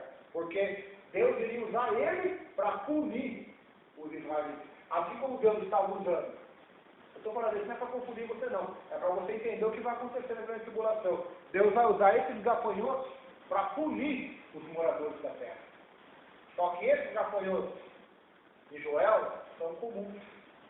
Destruíam terra. O uso do Apocalipse destrói homens. Não mata, mas fere. Então é bem pior do que essa aqui. É bem pior. Então, só para os irmãos aí verem que a linguagem bíblica é importante você conhecer um pouquinho tudo da Bíblia para você conseguir compreender muitos assuntos aí. Vamos continuar. Apesar da linguagem usada por Joel para descrever os gafanhotos ser metafórica, devemos observar que a linguagem de João deve ser tomada da forma mais real possível. Esses gafanhotos se parecem realmente com cavalos emparelhados e preparados para a batalha. Isso indica serem eles grandes. Alguns comentaristas creem que a sua aparência atrairá as pessoas como uma falsa promessa de poder e vitória. Por outro lado, há nas cabeças desses gafanhotos algo como coroas de ouro. Não são coroas reais. Não é ouro verdadeiro. Alguns comentaristas sugerem serem elas um símbolo de autoridade, pois os gafanhotos terão êxito naquilo que lhes foi permitido fazer. Então, alguns creem que a coroa é um símbolo de autoridade. A coroa é um símbolo de rei, símbolo de autoridade e de uma missão que é dada para eles, que eles vão conseguir fazer aquilo que lhes foi dado. Porque se Deus deu uma missão para eles, eles vão cumprir. Que é atormentar 5 meses todos os moradores da terra, exceto os 144 mil que foram selados por Deus. Então, cadê o testemunho de Jeová para falar sobre isso? Eles são salvos, então nem na terra eles estariam. Estariam distante, né? Olha o cúmulo que as pessoas chegam a dizer. Só os 144 mil vão para o céu. Só são judeus e vão viver na grande tribulação. Então, o que nós estamos fazendo aqui? Praticamente nada. Então, ninguém dessa terra hoje, nem das outras terras, nem depois, vai ser salvo. Só aqueles 144 mil da grande tribulação. Então, você vê aí, irmão, como as pessoas interpretam a Bíblia de uma maneira errada, de uma maneira equivocada, de uma maneira, até mesmo que podemos dizer com clareza, que o próprio diabo engana eles. Eles conseguem interpretar a Bíblia dessa forma. Falar essa besteira, acreditar nessa besteira. Sendo que não precisa nem ver esse Apocalipse 9. O próprio texto do Apocalipse 7 vai falar que depois daqueles 144 mil tem uma grande multidão. Então, é interessante nós vermos como as pessoas não conseguem interpretar a palavra de Deus. O apóstolo Pedro diz assim, quando Paulo escrevia as cartas, muitos indoutos não entendiam e distorciam, como também todas as escrituras, para a própria perdição. Por quê? Porque eles não têm o Espírito Santo. E quem não tem o Espírito Santo, irmão, infelizmente, só vai falar besteira. Vai interpretar tudo errado. Pode ser sábio, pode ser mesclado em todas as ciências humanas, em todas as culturas e religiões. Mas se não tiver a graça do Salvador, tudo em vão. Quem é homens mais sábios que os fariseus, fisicamente falando, humanamente falando, que não crucificaram Cristo, não tinham inveja de Cristo, não queriam matar ele de toda forma. Então, filho, o que vai nos dar graça e sabedoria não é, alguns podem até entender errado, mas Deus sabe o sentido que eu estou falando aqui. O que vai nos dar graça e sabedoria não é a teologia, não é os professores de teologia, não é os livros, até mesmo isso que eu estou acompanhando aqui com os irmãos. O que vai nos dar graça e sabedoria é o Espírito Santo de Deus. É claro que devemos ler livros bons, teológicos, comentários bons, porque também muitos deles foram homens santos de Deus do passado, que estudaram a Bíblia e escreveram comentários sobre ela. Então é bom nós compararmos o que nós entendemos com o que eles entendem. É bom porque você vai perceber uma coisa. Se você estudar Lutero, Calvino, Agostinho, Paulo, Pedro, John Wesley, Jonathan Edwards, todos eles falaram uma coisa sobre o texto da Bíblia.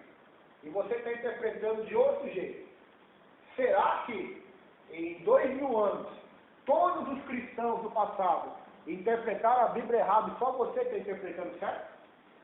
Aí você vai ver que você que está errado e é eles que estão certos. Então por isso que é bom, irmãos, nós procurarmos comparar o que nós aprendemos com o homem de Deus, tanto dessa vida nossa aqui, como do passado. Porque se só você tem uma interpretação de um texto que toda a igreja do passado não teve, das duas uma. Ou Deus deixou a igreja que está enganada até agora e só você tem a revelação certa, ou você está errado. Quer ver só como eu estou falando para os irmãos de bobeira? Quantas igrejas hoje que existem hoje, nesse século? Nesse século não, estamos em 2000, né? Mas foram fundadas de 1900 para frente. Se dizem as únicas portadoras da salvação. Por causa do quê? Você me pergunta. Por causa de uso e costume. Porque uma usa véu, porque a outra usa saia, a mulher não pode raspar a perna, porque o outro não pode ter televisão, porque vocês não podem ir para as outras igrejas, não podem se misturar com as outras igrejas, porque nós aqui cumprimentamos com a paz do Senhor, ali a paz de Deus, aqui na minha igreja você não toma ceia. Eu poderia até falar o nome dela, né? Isso é tudo hipócrita. Então, aí você vê, será que em 1900 passado todas as igrejas estão erradas? E as milhares de igrejas históricas que não usaram véu? Será que foram tudo contrário por causa disso? Meu, será que tem Jesus Cristo está errado para isso? Então, é só Deus que tem misericórdia, porque o povo, como disse Oséias, o povo, ele é destruído porque faltou o quê? Conhecimento. Faltou o conhecimento, porque o povo foi destruído. O povo prefere acreditar nessas coisinhas, porque eu vou falar rasgado aqui. É mais fácil você seguir um costume de uma igreja do que seguir a Bíblia. É bem mais fácil. Então eles acham que, estou seguindo todos os costumes da igreja. Eu estou salvo. É fácil.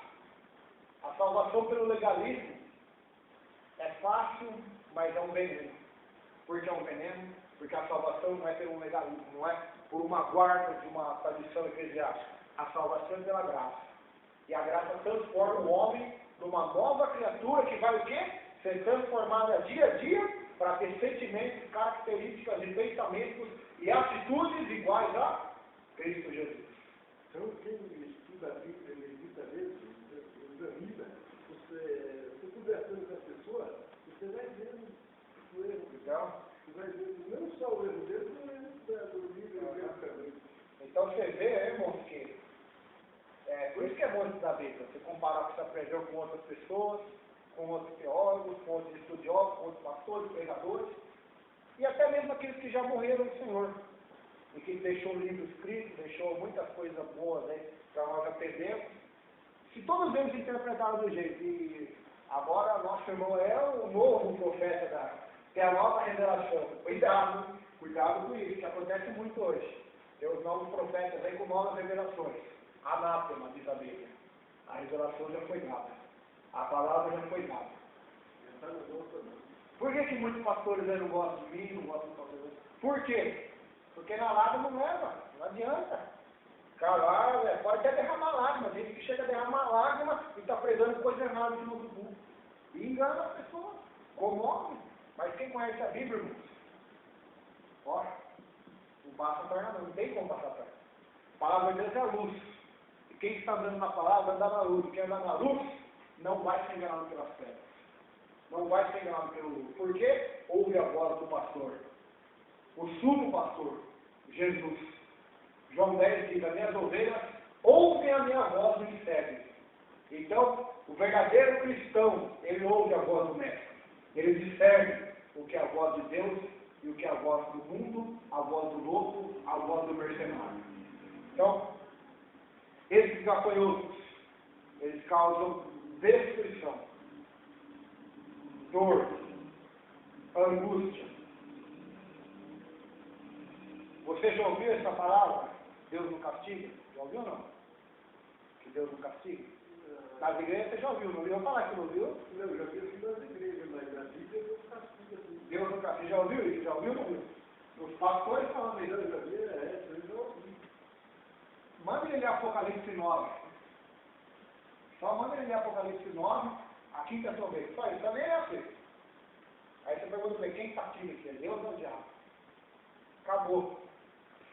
Não vou nem falar das pragas do Egito, nem das outras coisas. Então, por isso é bom, irmão, você estudar, conhecer a palavra de Deus. Não é pregou aí, pô, o diabo não faz nada. Não é a perda de tempo que nós estamos fazendo aqui. Não é perda de tempo. Isso aqui é ganhar tempo. É escolher a boa parte. Quando Jesus estava na casa de Lázaro, o que aconteceu? Maria estava onde? Nos pés de Jesus. Ouviram o quê? Os ensinos de Jesus. Marta estava com o que Marta disse, Senhor, manda ela me ajudar aqui a lavar a louça, a fazer comida. Aí ele fala assim, Marta, você está preocupada com muitas coisas ociosas. Uma só é necessária. E Maria escolheu a boa parte, essa não lhe será tirada.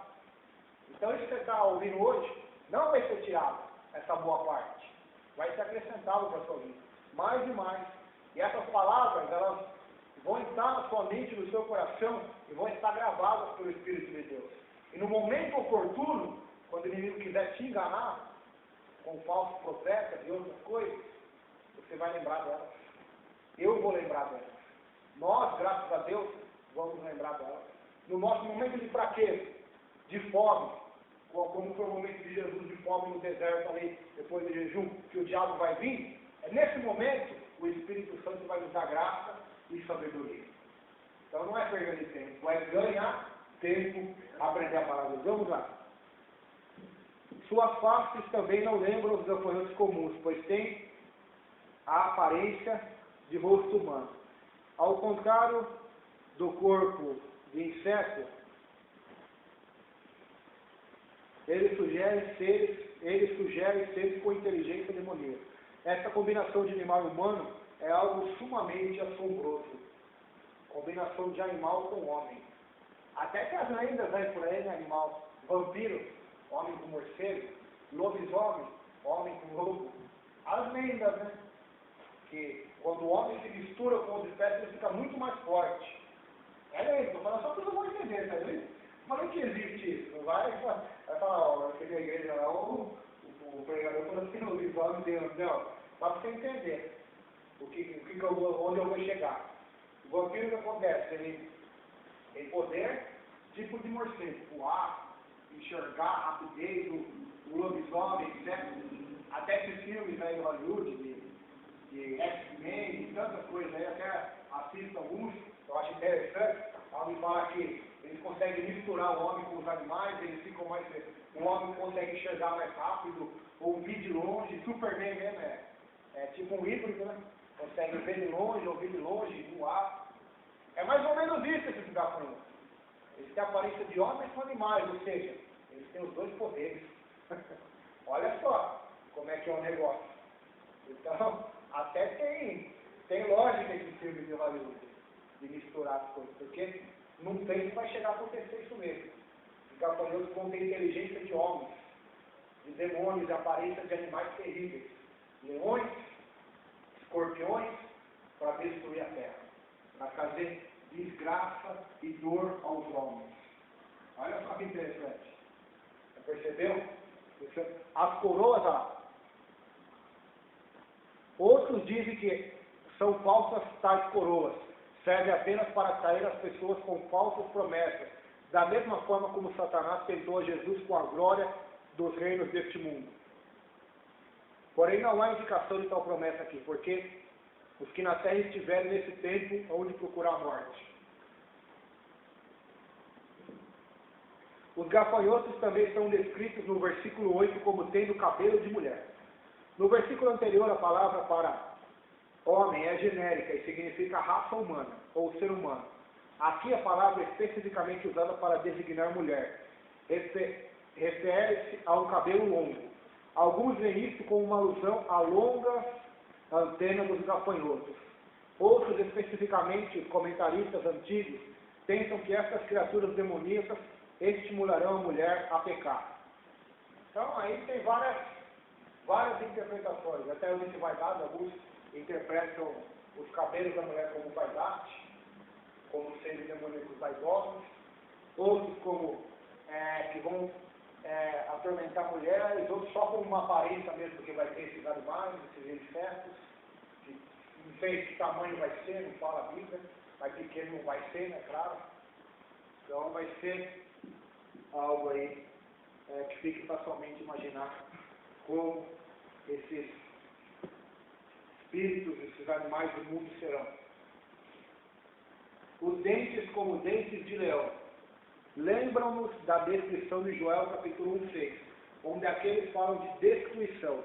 Entretanto, mesmo que tais gafanhotos sejam capazes de despedaçar e destruir como leão, não lhes será permitido chegar a tal ponto, pois a ninguém poderão matar. O seu veneno vem das suas caudas parecidas com a do escorpião, o seu dente parecido com o de leão, dá-lhe uma aparência de ferocidade e terror. Dentes de leão, hein? Vão morder então, e vai ser que é mordido. Não vai matar, mas vai fazer um estrago mais ou menos, hein? Mordido de cachorro, já tomou? Só que já tomaram já. Eu já nem tenho mordido desse. Eu já nunca levou mordido desse daí. Eles vão morder e vai ser, além de morder, a cauda deles vão ficar. Destinaram que ainda. Olha, a boca está saindo, ele bateu, puxou e tirou o pedaço para ele. O negócio vai ser. Porque o leão também não lembra de velocidade. Eu duvido que você encontrar um leão no seu caminho, você vai de encontro com ele. Mas a gente desviar e fugir, né? Mesmo louco, se Nós estamos loucos até o ponto, né, mano?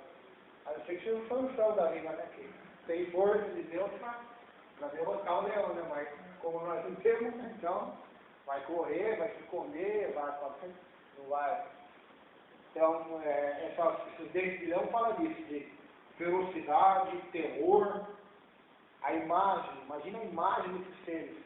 Só a pessoa ver, sem precisar picar, já vai ter medo. Já vai ser um terror terrível. Imagine se fechar na porta e colocar um leão aqui dentro, você vai ter medo. E um medo que nós vamos sentir. Nós não vamos ter tanto porque temos Deus, mas se nós não tivéssemos Deus, nem certeza de salvação, que é o caso dessa multidão. Ia ser feia a coisa, hein?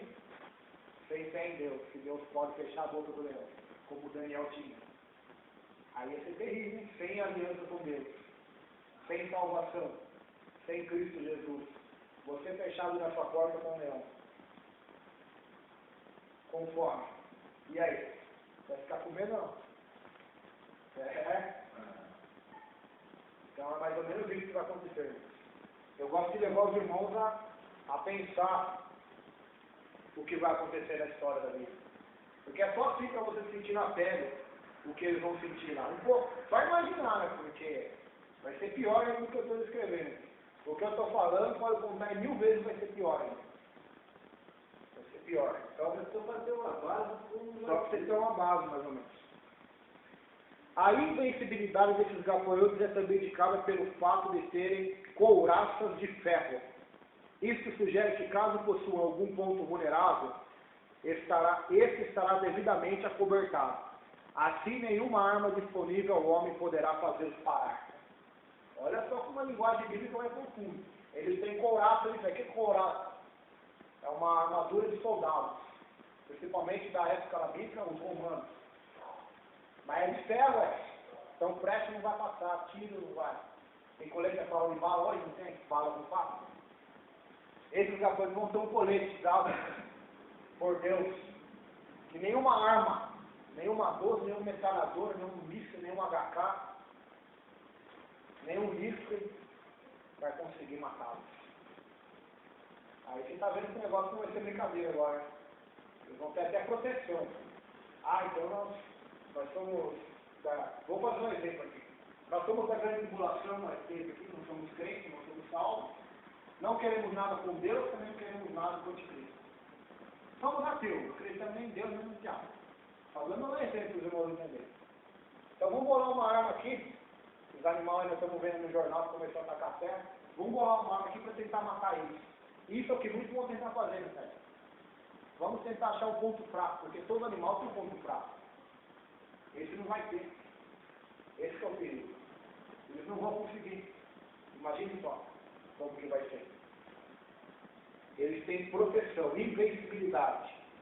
Tem couraça de ferro, protegendo eles. Ninguém vai conseguir fazê-los parar. Nenhuma arma que o homem criou ou que poderá criar no futuro próximo.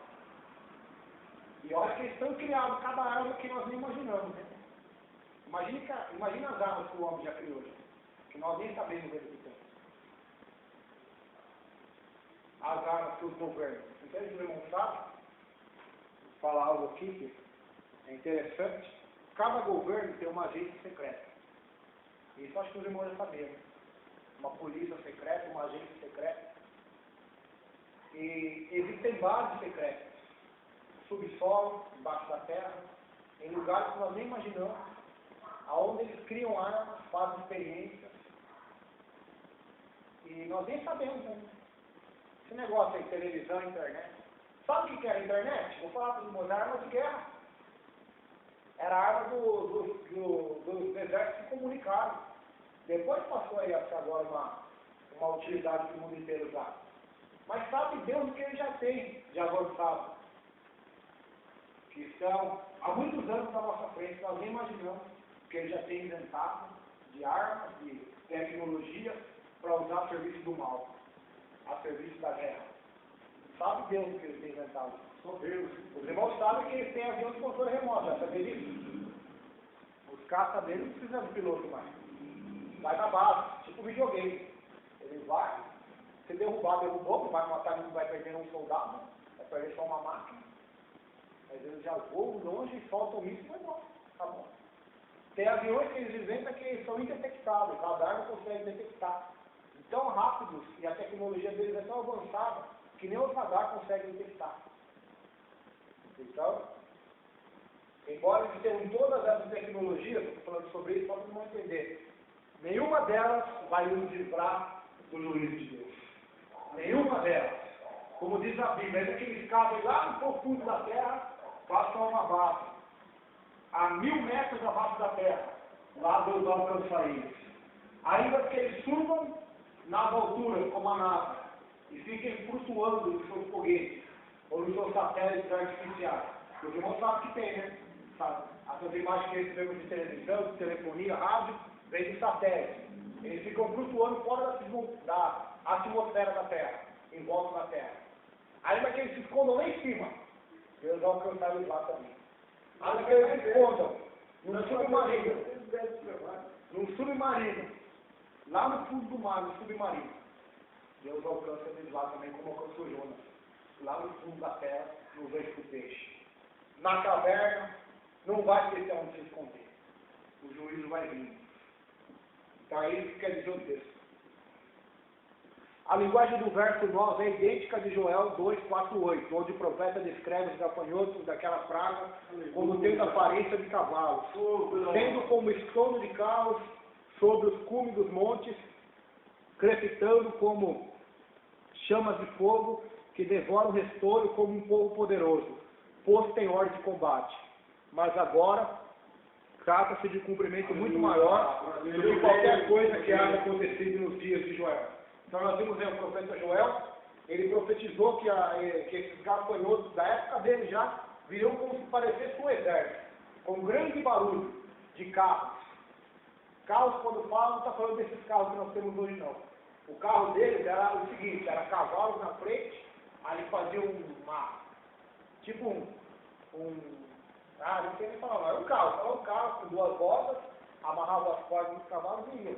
Esse era o carro que eles tinham naquela época. Hoje nós temos carros aí, tem caminhão, tem avião, sabe Deus mais que eles vão inventar depois disso.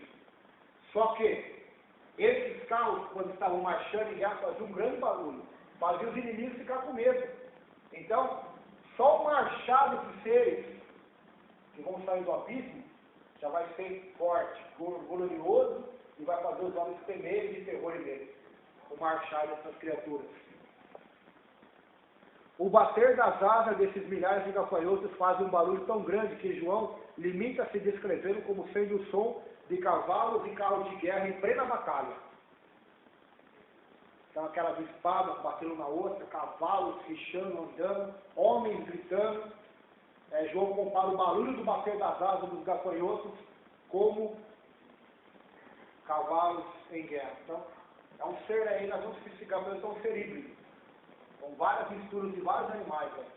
E o pior que tem ainda, né? Asas para voar, veneno de escorpião. Imagina um escorpião voador, Deus me livre. Como você vai fugir de um negócio desse?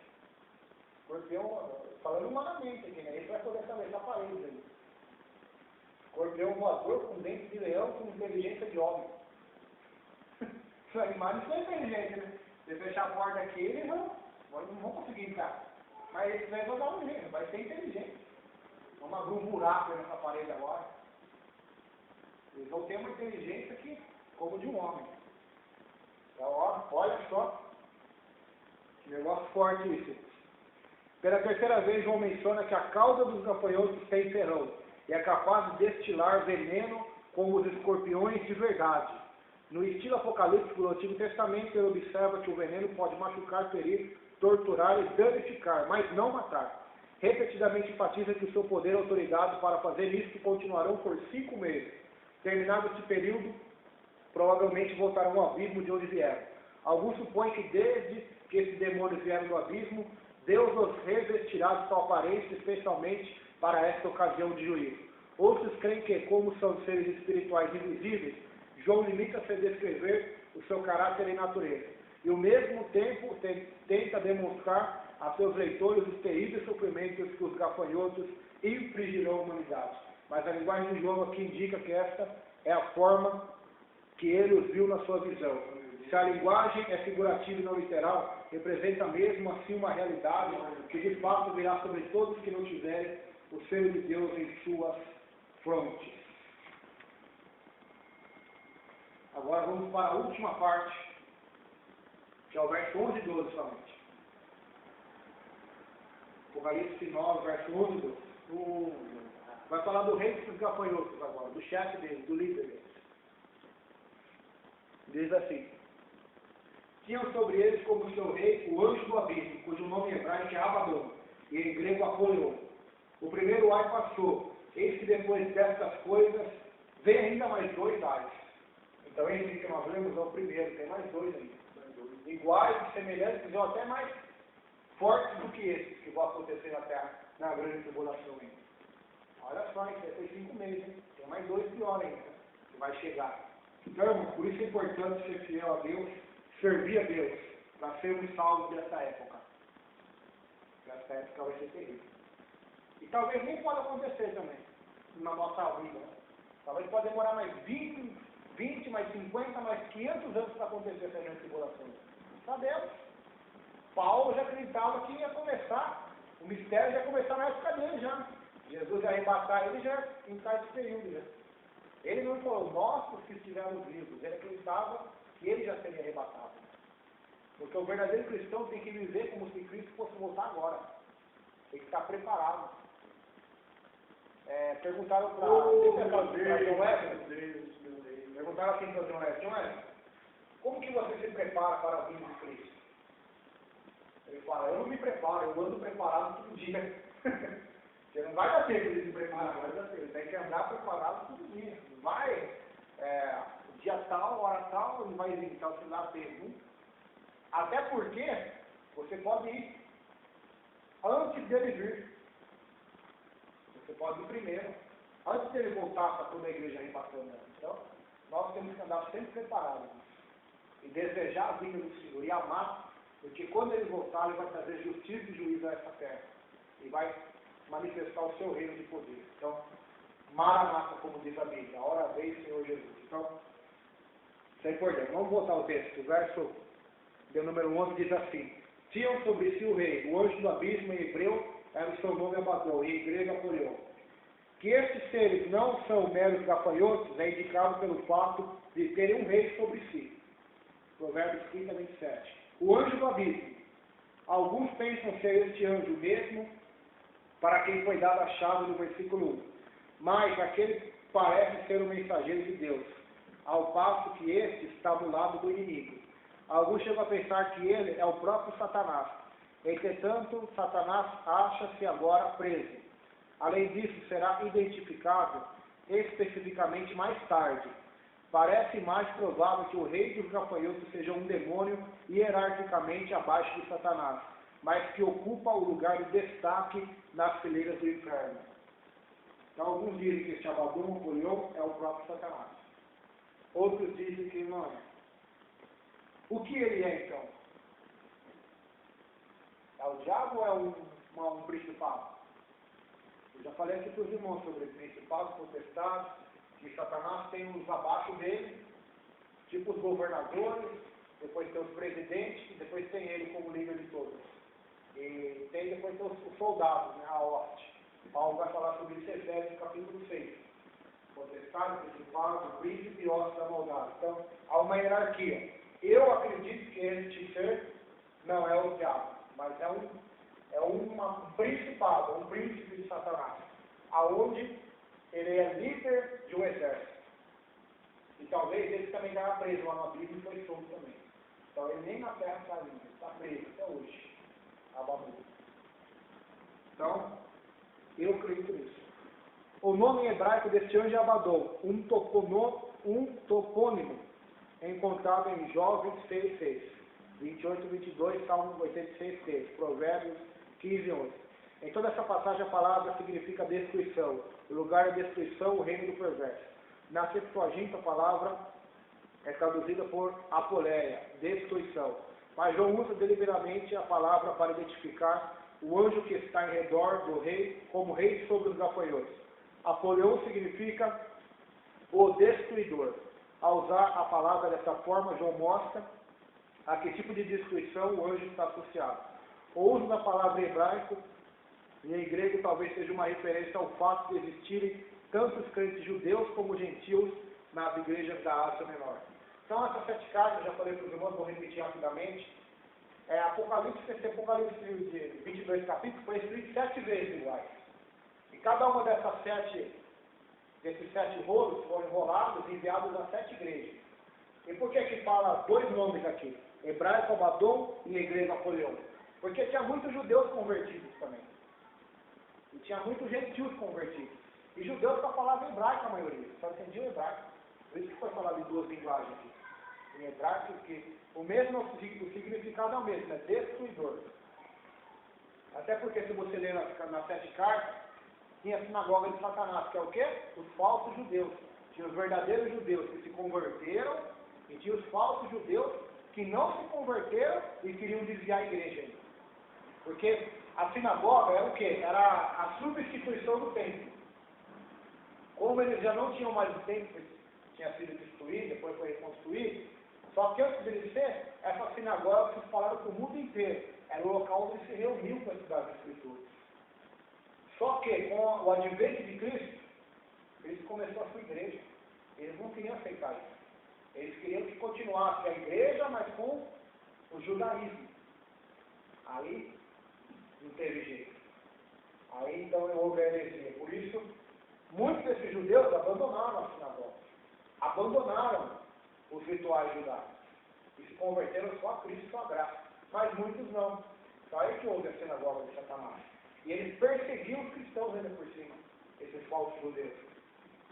Então, por isso que é escrito aqui nas 2 linguagens, hebraico e grego, Abaddon e Apolion. Agora, se você quer achar que é o diabo, ou se é um principado, aí cada um acha o que quiser. Né? Nem a Bíblia fala, também não tem como falar. Eu, na minha opinião, acho que esse aqui é um príncipe, um principado. É um líder aí. É um líder de uma hoste, de um exército. Porque Satanás não lidera somente sobre os gafanhotos, ele lidera sobre todos os demônios do inferno. Não só esses que saem do abismo, mas sobre todos os outros que já estão na terra. Então, é impossível falar isso. O verso 12. Passado é já um ai. Eis que depois disso vem 2 ais ainda. João aqui já está no fim de sua primeira visão referente aos 5 meses de tortura provocados pelos gafanhotos. Um ai é passado. Aqueles já foram embora. Seu destino final será o lago de fogo preparado para Satanás e seus anjos. Esse é o destino desses gafanhotos. mas 2 ais ainda estão por vir, serão piores que os primeiros. O segundo ai será introduzido pela 6ª trombeta. O terceiro será pela 7ª trombeta, desencadeando as 7 taças da ira de Deus. Como veremos, quanto mais severos julgamentos, mais duro o coração do homem se torna em relação a Deus. É o que vai demonstrar o livro do Apocalipse. Mais duro o coração do homem se encontra. Então, esses seres aí, esses demônios vão fazer destruição por 5 meses sobre o planeta Terra. Vamos nos colocar em pé já? Próxima sexta-feira nós vamos estudar a 6ª trombeta. Não perca, irmão. Vai ser forte, hein? Gostou? Boa. Até hoje gostei desse. Particularmente os outros foram bons, mas esse aqui foi especial. Vamos orar. Senhor, meu Deus, meu Pai, te agradecemos, meu Pai, por estamos aqui. Derrama a tua graça, o teu poder sobre nossas vidas, nos livra de todo mal. Tem misericórdia de nós, Filho da vida. Derrama a tua graça, o teu poder, tua misericórdia sobre nossas vidas. É o que pedimos ao Senhor e lhe agradecemos em nome de Cristo Jesus. Amém. Que o